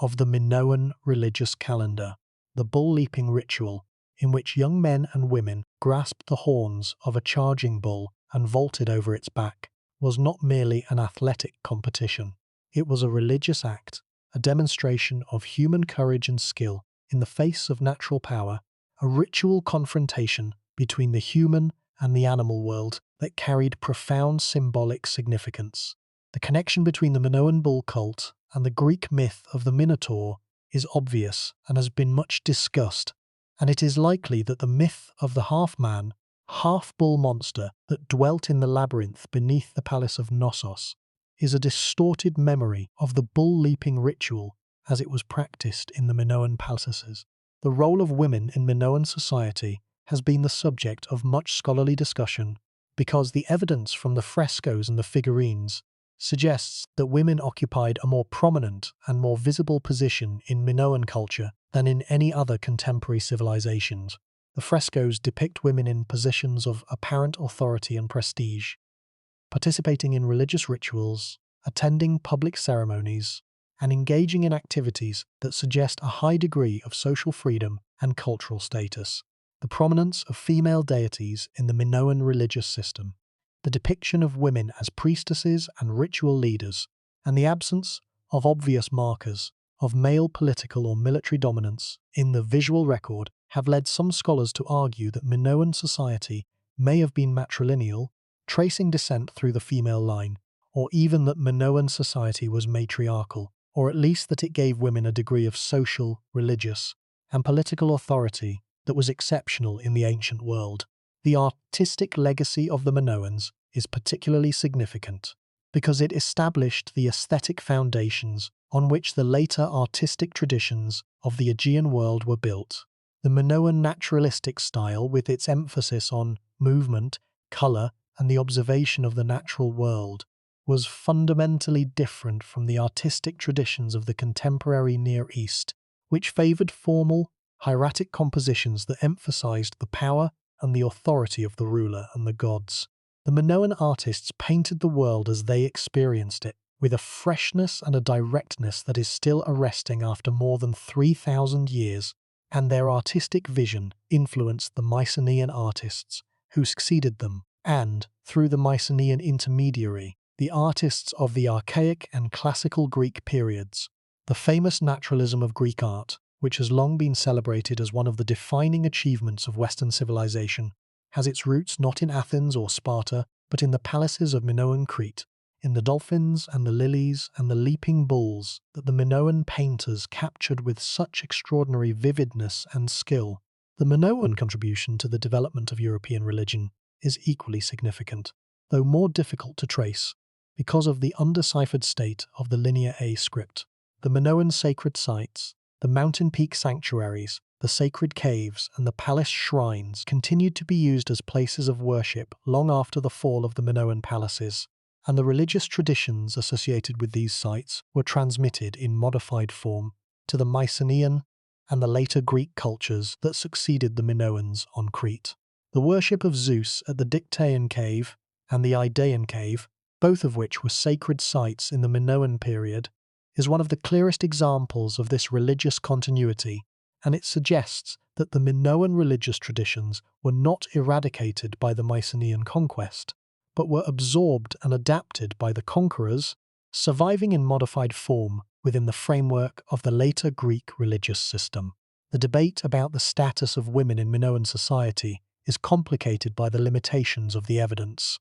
The frescoes and the figurines provide a visual record that appears to give women a prominence that is unusual in the ancient world, but visual representations are not transparent windows into social reality. The prominence of women in Minoan art may reflect the actual social status of women in Minoan society, or it may reflect the conventions of Minoan artistic representation, conventions that may have emphasized certain aspects of women's roles, particularly their religious roles, while ignoring others. The question of whether the Minoans accorded women a higher social status than other contemporary civilizations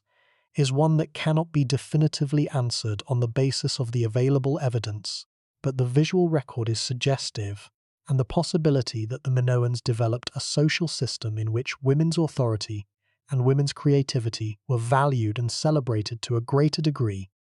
than in other ancient civilizations is one of the most intriguing and most consequential aspects of the Minoan story. The Minoan civilization also challenges the conventional narrative of European development by demonstrating that the first advanced European civilization was not a continental civilization, but an island civilization,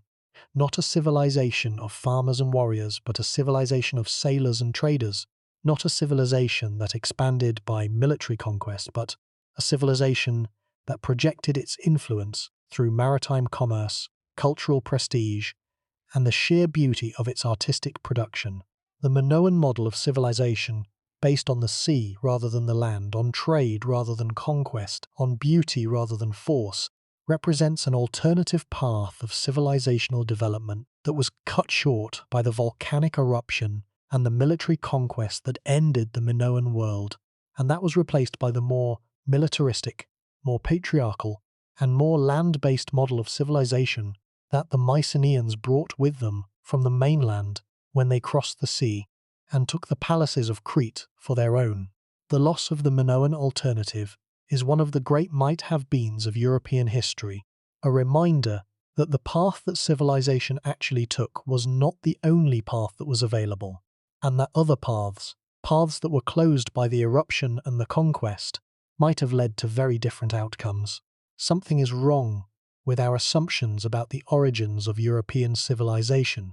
when we confront the reality of the Minoan achievement. The vulnerability of the Minoan civilization was compounded by its dependence on a single economic model, the palace redistribution system, which concentrated the economic resources of the island in the hands of the palace administration, and which distributed those resources according to centralized directives rather than through market mechanisms. The palace redistribution system was efficient and productive under normal conditions, because it allowed the palace to mobilize the agricultural surplus of the entire island for purposes of trade, craft production, and public works. But the system was also rigid and brittle, because it could not adapt quickly to changes in the economic environment,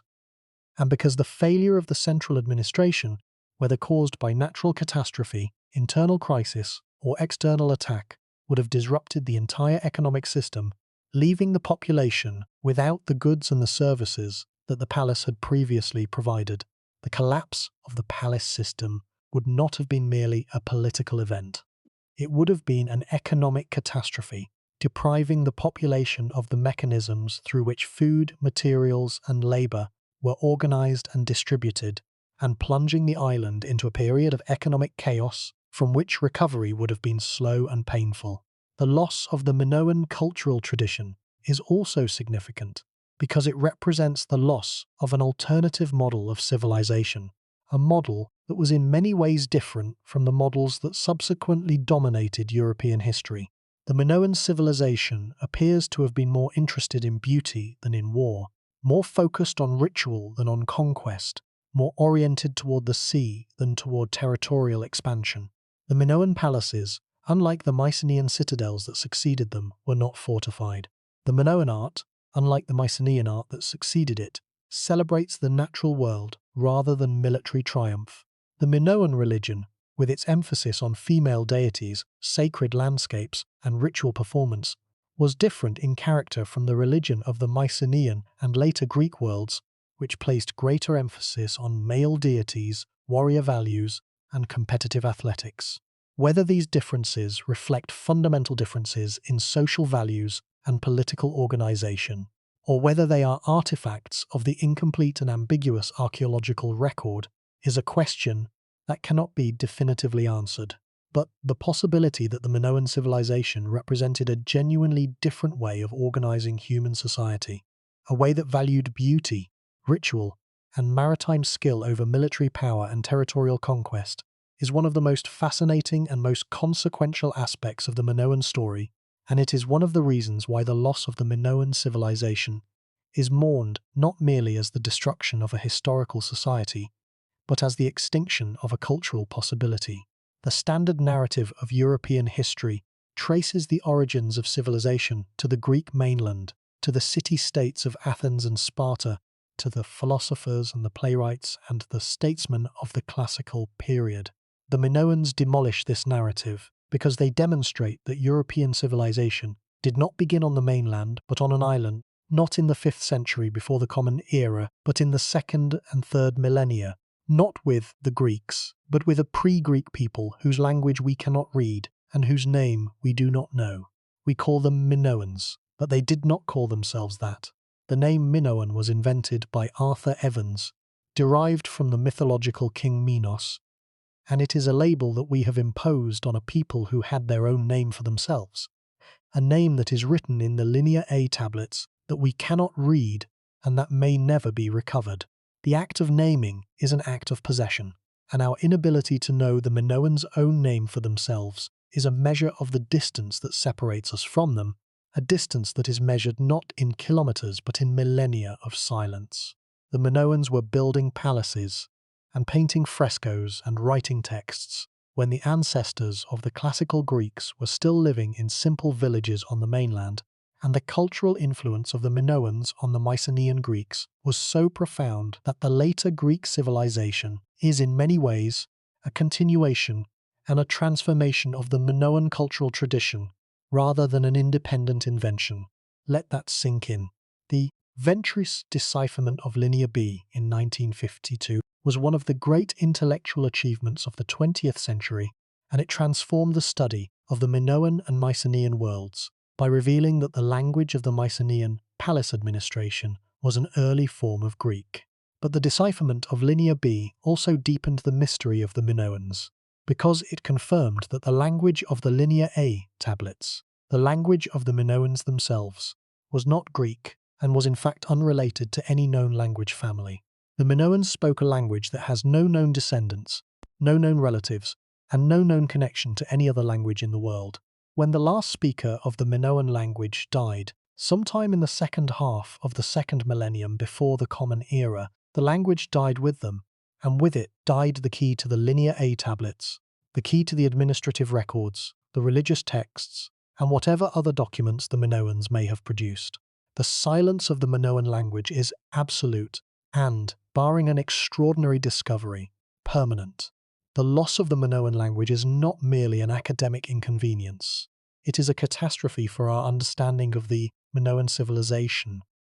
because language is the primary medium through which a culture expresses its values, its beliefs, its social organization, and its understanding of the world. Without the ability to read the Minoan texts, we are forced to rely entirely on the material evidence, the buildings, the frescoes, the pottery, the figurines, the grave goods, for our understanding of Minoan life. And the material evidence, however abundant and however informative, can only tell us part of the story. The material evidence can tell us what the Minoans built, what they made, what they ate, and how they lived. It cannot tell us what they thought, what they believed, what they feared, what they hoped for, or what they loved. The inner life of the Minoan civilization is hidden behind the barrier of an undeciphered language, and it may remain hidden forever. The question of what we have lost with the silence of the Minoan language is one that haunts every student of the civilization.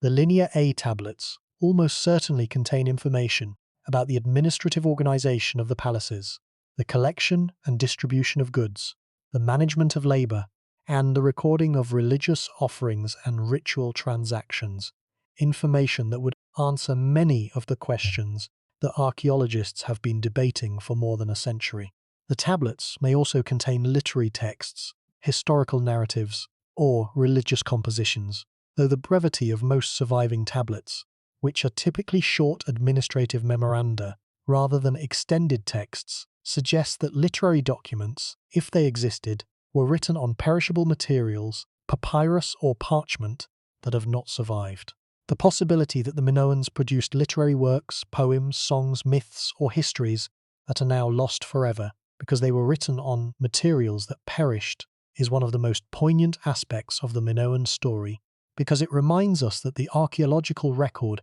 preserves only the durable fraction of any civilization's cultural output, and that the intangible heritage, the stories, the songs, the oral traditions, the philosophical reflections, is the first casualty of civilizational destruction. The influence of the Minoans on later Greek civilization is visible in virtually every domain of Greek culture. The Greek gods were worshipped at sites that were sacred in the Minoan period. The Greek myth of the labyrinth and the Minotaur preserves a distorted memory of the palace of Knossos and the bull-leaping ritual that was central to Minoan religion. The Greek tradition of the sacred grove, the sacred cave, and the mountain sanctuary can all be traced to Minoan precedents. The transmission of Minoan cultural influence to the later Greek world was not a direct process, but a mediated one,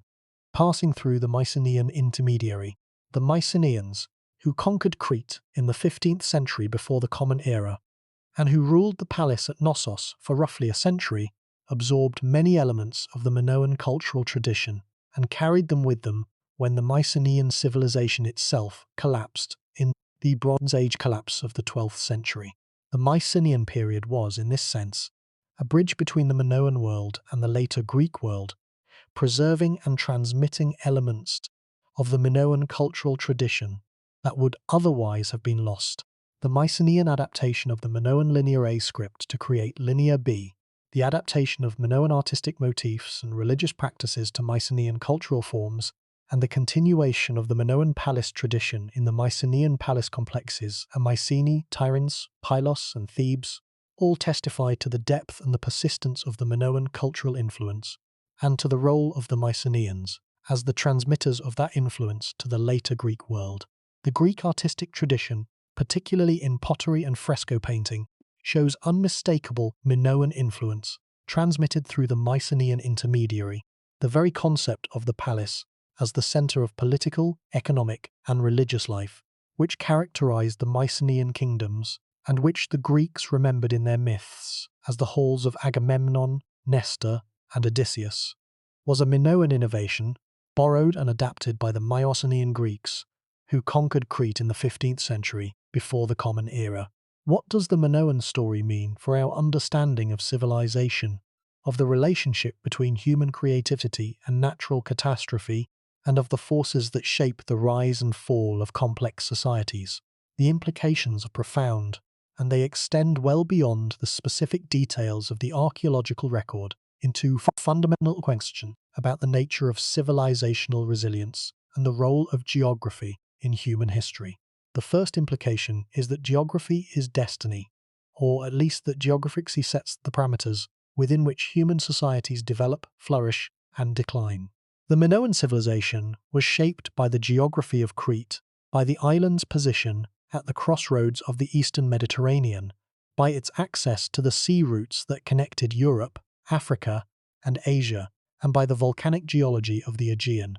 which provided fertile soils and mineral resources but also posed an existential threat in the form of the Theron volcano. The same geographic factors that made the Minoan civilization possible also made it vulnerable, a paradox that is common to many island and coastal civilizations throughout history. The Minoans prospered because they were islands, because the sea gave them access to trade, to resources, and to cultural connections that would have been unavailable to an inland people. And the Minoans fell because they were islanders, because the sea that was their highway was also their vulnerability, and because the volcanic geology that had enriched their soil also destroyed their world. The second implication concerns the relationship between natural catastrophe and civilizational collapse. The Theron eruption was one of the most powerful natural events in the history of human civilization,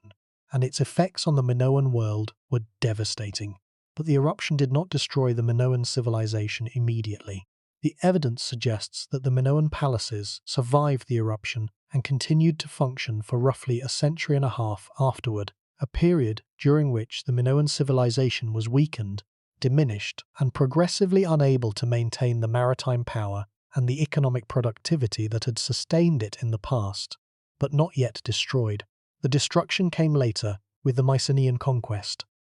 an event that was itself a consequence of the weakening of the Minoan civilization by the eruption and its aftermath. The lesson is that natural catastrophes rarely destroy civilizations outright. Instead, they weaken them, reducing their resilience and creating the conditions for further shocks, military, economic, political, that deliver the final blow. The destruction of a civilization is typically a process, not an event, a cascade of failures that unfolds over decades or centuries, rather than occurring in a single dramatic moment. The third implication is philosophical. The Minoan civilization was forgotten. It was not merely destroyed.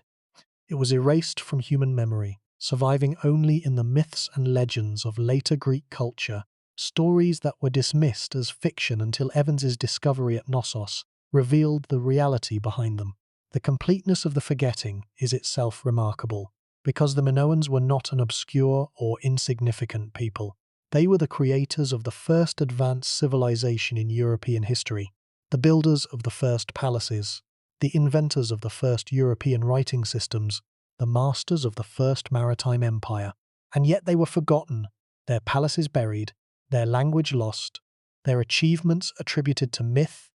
their very existence denied, until the spade of an archaeologist brought them back into the light of human knowledge. The forgetting of the Minoans is a warning about the fragility of cultural memory.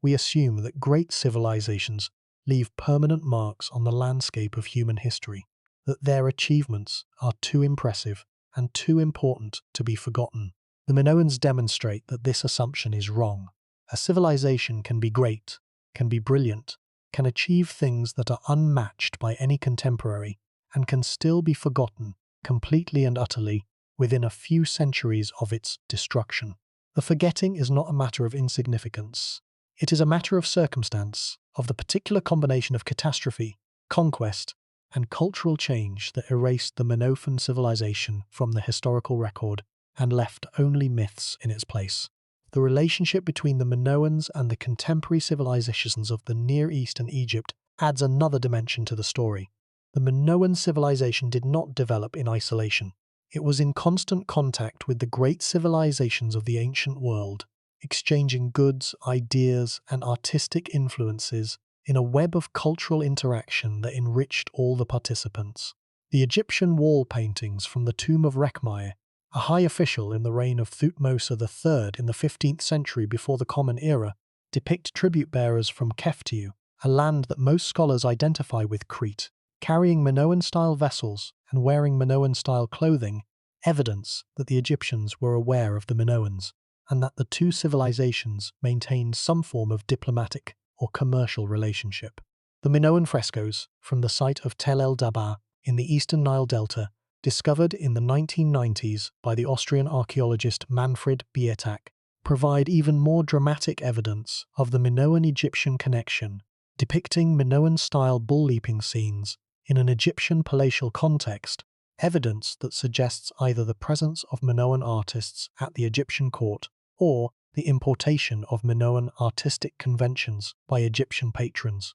The Minoan-Egyptian connection is one of the most fascinating and most productive areas of current Minoan research, and it demonstrates that the Minoan civilization was not a provincial island culture, but a major participant in the international cultural exchanges of the late Bronze Age Eastern Mediterranean. The Atlantis connection deserves mention here, because the story of Atlantis, as told by Plato in the Timaeus and the Critias in the 4th century before the Common Era, has been connected by many scholars to the destruction of the Minoan civilization and the eruption of Thera. Plato describes Atlantis as a powerful island civilization, wealthy and technologically advanced, that was destroyed by earthquakes and floods in a single day and night, sinking beneath the sea and vanishing from human knowledge. The parallels between Plato's Atlantis and the Minoan civilization are suggestive. Both were island civilizations. Both were wealthy and advanced. Both were destroyed by natural catastrophe. Both vanished from historical memory. Marinatos also argued that the Atlantis legend was a mythologized memory of the destruction of the Minoan world by the Theran eruption, a memory transmitted through Egyptian intermediaries and distorted by centuries of oral transmission. The identification is not universally accepted, and Plato places Atlantis in the Atlantic Ocean, far from the Aegean. But the possibility that some element of the Atlantis legend derives from a distant memory of the Theran eruption cannot be entirely dismissed, and the connection remains one of the most intriguing topics in classical studies. The Minoan story also raises questions about the relationship between artistic achievement and vulnerability. The frescoes, the pottery, the goldwork, the architecture, all testify to a civilization of extraordinary aesthetic sensitivity, a civilization that valued beauty for its own sake. And yet all of this beauty was dependent on the continuation of the political and economic structures that supported it, and subject to destruction by forces that had no regard for beauty and no understanding of what was being lost. The volcano did not care about the frescoes. The earthquake did not spare the pottery. The invaders did not pause to admire the architecture before they burned the palaces. The beauty of the Minoan world was, in the end, as fragile as the frescoes themselves, thin layers of pigment on plaster walls that crumbled and burned and were buried and forgotten for 3,000 years. The second implication concerns the relationship between natural catastrophe and civilizational collapse. The Theran eruption was one of the most powerful natural events in the history of human civilization, and its effects on the Minoan world were devastating, but the eruption did not destroy the Minoan civilization immediately. The evidence suggests that the Minoan palaces survived the eruption and continued to function for roughly a century and a half afterward, a period during which the Minoan civilization was weakened, diminished, and progressively unable to maintain the maritime power and the economic productivity that had sustained it in the past, but not yet destroyed. The destruction came later, with the Mycenaean conquest, an event that was itself a consequence of the weakening of the Minoan civilization by the eruption and its aftermath. The lesson is that natural catastrophes rarely destroy civilizations outright. Instead, they weaken them, reducing their resilience and creating the conditions for further shocks, military, economic, political, that deliver the final blow. The destruction of a civilization is typically a process, not an event, a cascade of failures that unfolds over decades or centuries, rather than occurring in a single dramatic moment. The third implication is about the irreversibility of cultural loss. When the Minoan civilization fell, it took with it not only a political system and an economic structure, but an entire cultural tradition, a tradition of art, of architecture, of religious practice, of language, of ways of seeing and being in the world that had developed over 2,000 years, and that could never be reproduced. The frescoes of the Minoan palaces are the most visible expression of this cultural tradition, but they are only the most visible. Behind the frescoes lay the knowledge, the skills, the aesthetic values, and the social relationships that produced them, an entire cultural ecosystem that was as complex and as interdependent as the economic system of the palaces, and that was equally vulnerable to the disruption that the collapse brought. The Minoan experience also raises questions about the adequacy of our methods for studying civilizations that left no readable written records. The Minoans are known to us almost entirely through their material culture, through the buildings they built, the objects they made, and the art they produced. The material evidence is abundant and informative, but it can answer only certain kinds of questions. Questions about technology, about economy, about art, and about the physical organization of society. The questions that material evidence cannot answer.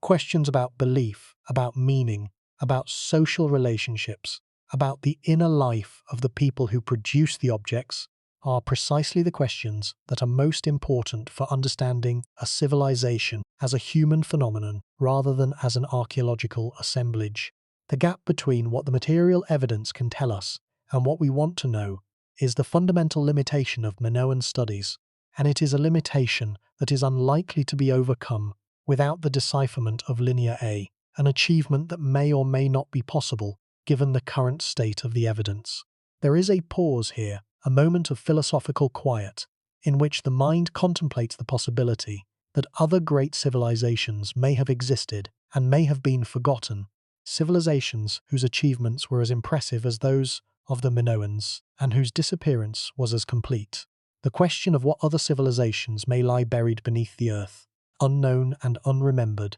is one that the Minoans' story forces us to confront. Before Evans's discovery, no one imagined that a civilization as sophisticated as the Minoans had existed on Crete. The island was known for its myths, for its ruins, and for its mountains, but the idea that it had been the seat of the first advanced civilization in European history was beyond the imagination of even the most speculative scholars. The discovery of the Minoans was a revelation, a reminder that the past is deeper, richer, and more surprising than we expect, and that the story of human civilization contains chapters that have not yet been written,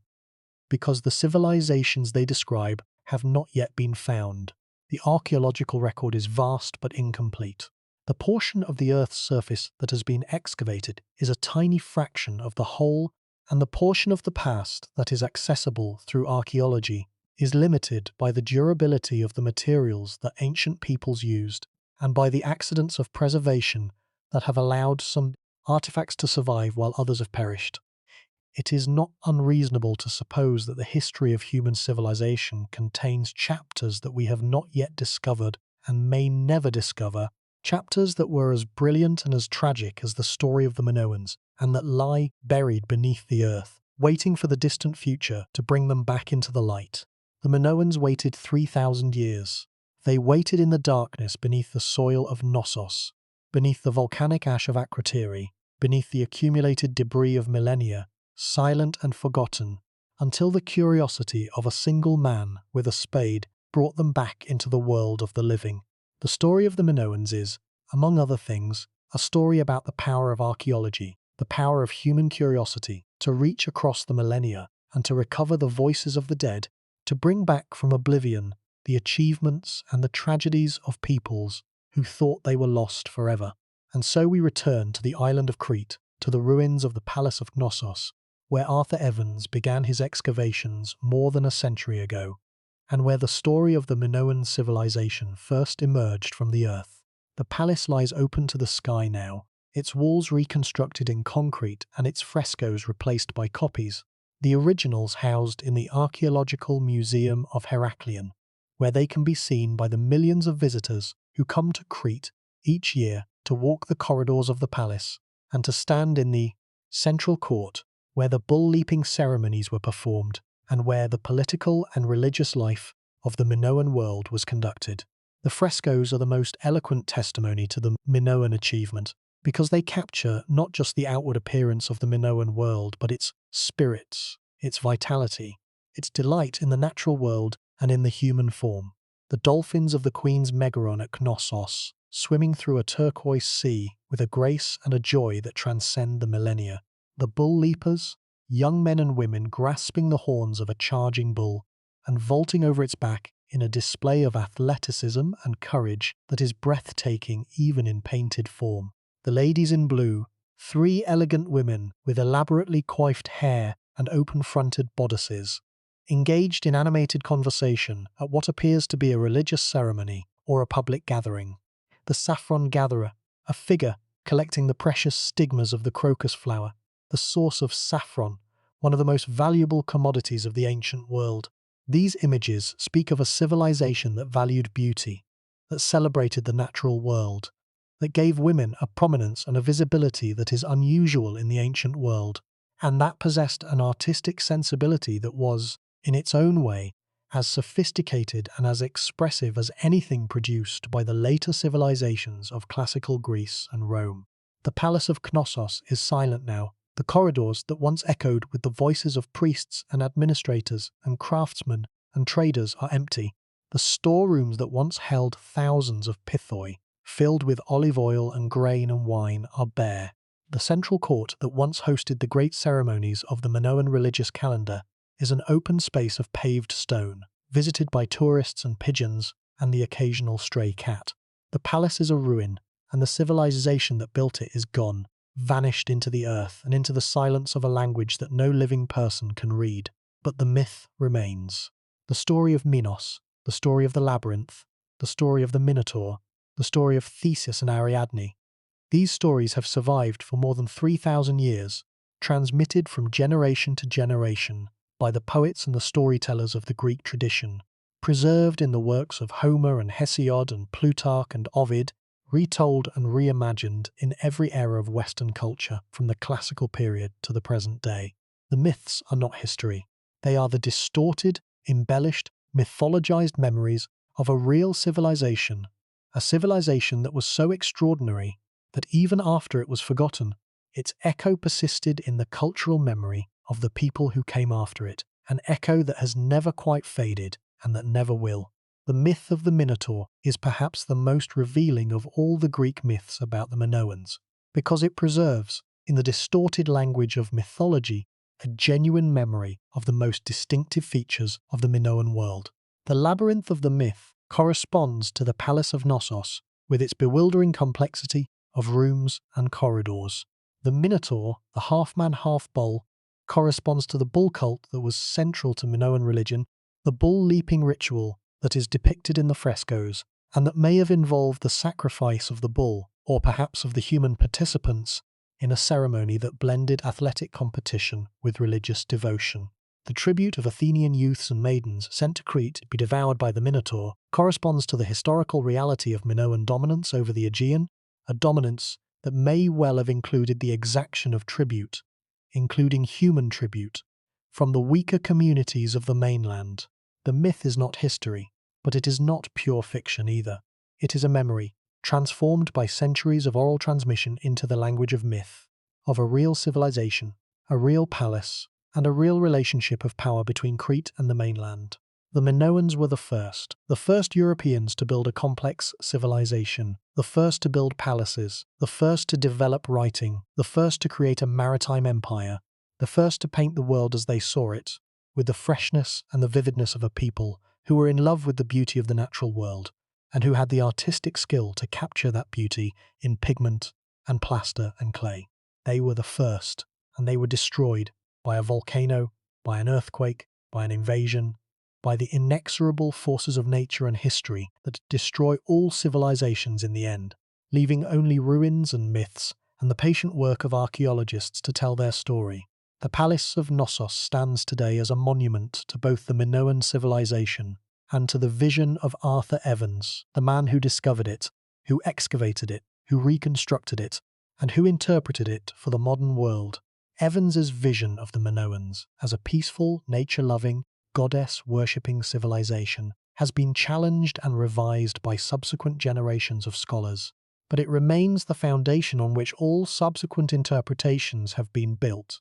And the palace, as it stands today, with its reconstructed columns and its repainted frescoes, is as much a monument to Evans as it is to the Minoans who built the original. The tension between Evans's interpretation and the evidence of the archaeological record, between the romantic vision of the Minoans as a Bronze Age paradise and the more complex reality of a palace economy that was organized around centralized control, and that was sustained by the labor,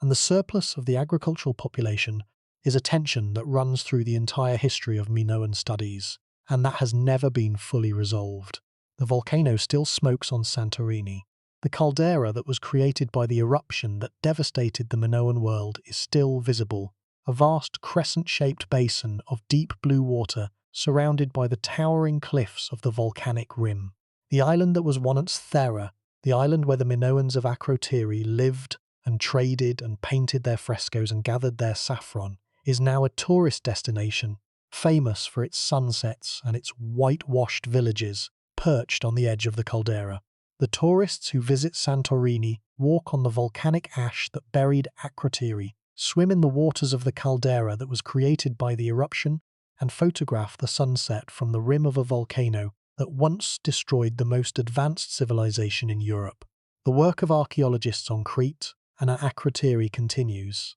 and new discoveries are made every year, expanding our knowledge of the Minoan world and occasionally challenging our assumptions about it. The ongoing excavation of Akrotiri, which has been proceeding slowly and carefully since 1967, continues to reveal new buildings, new frescoes, and new artifacts that enrich our understanding of this extraordinary settlement and of the civilization that created it. On Crete, new survey methods, including the use of satellite imagery, aerial photography, and remote sensing technology, have revealed previously unknown Minoan sites, expanding the map of the Minoan world and demonstrating that the civilization was more extensive and more densely settled than earlier generations of archaeologists had realized. The study of Minoan DNA, which has become possible through advances in ancient DNA extraction and analysis, is beginning to provide new information about the origins and the genetic affinities of the Minoan population, potentially shedding light on the long-debated question of where the Minoans man came from and to whom they were related. The study of Minoan plant remains, animal bones, and environmental deposits is providing new information about the diet, the agriculture,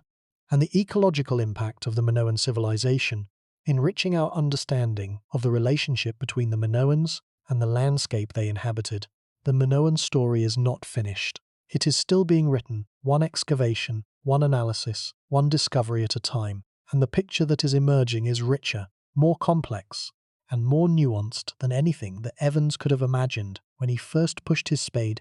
into the soil of Knossos more than a century ago. The silence of the Minoans is the silence of the forgotten,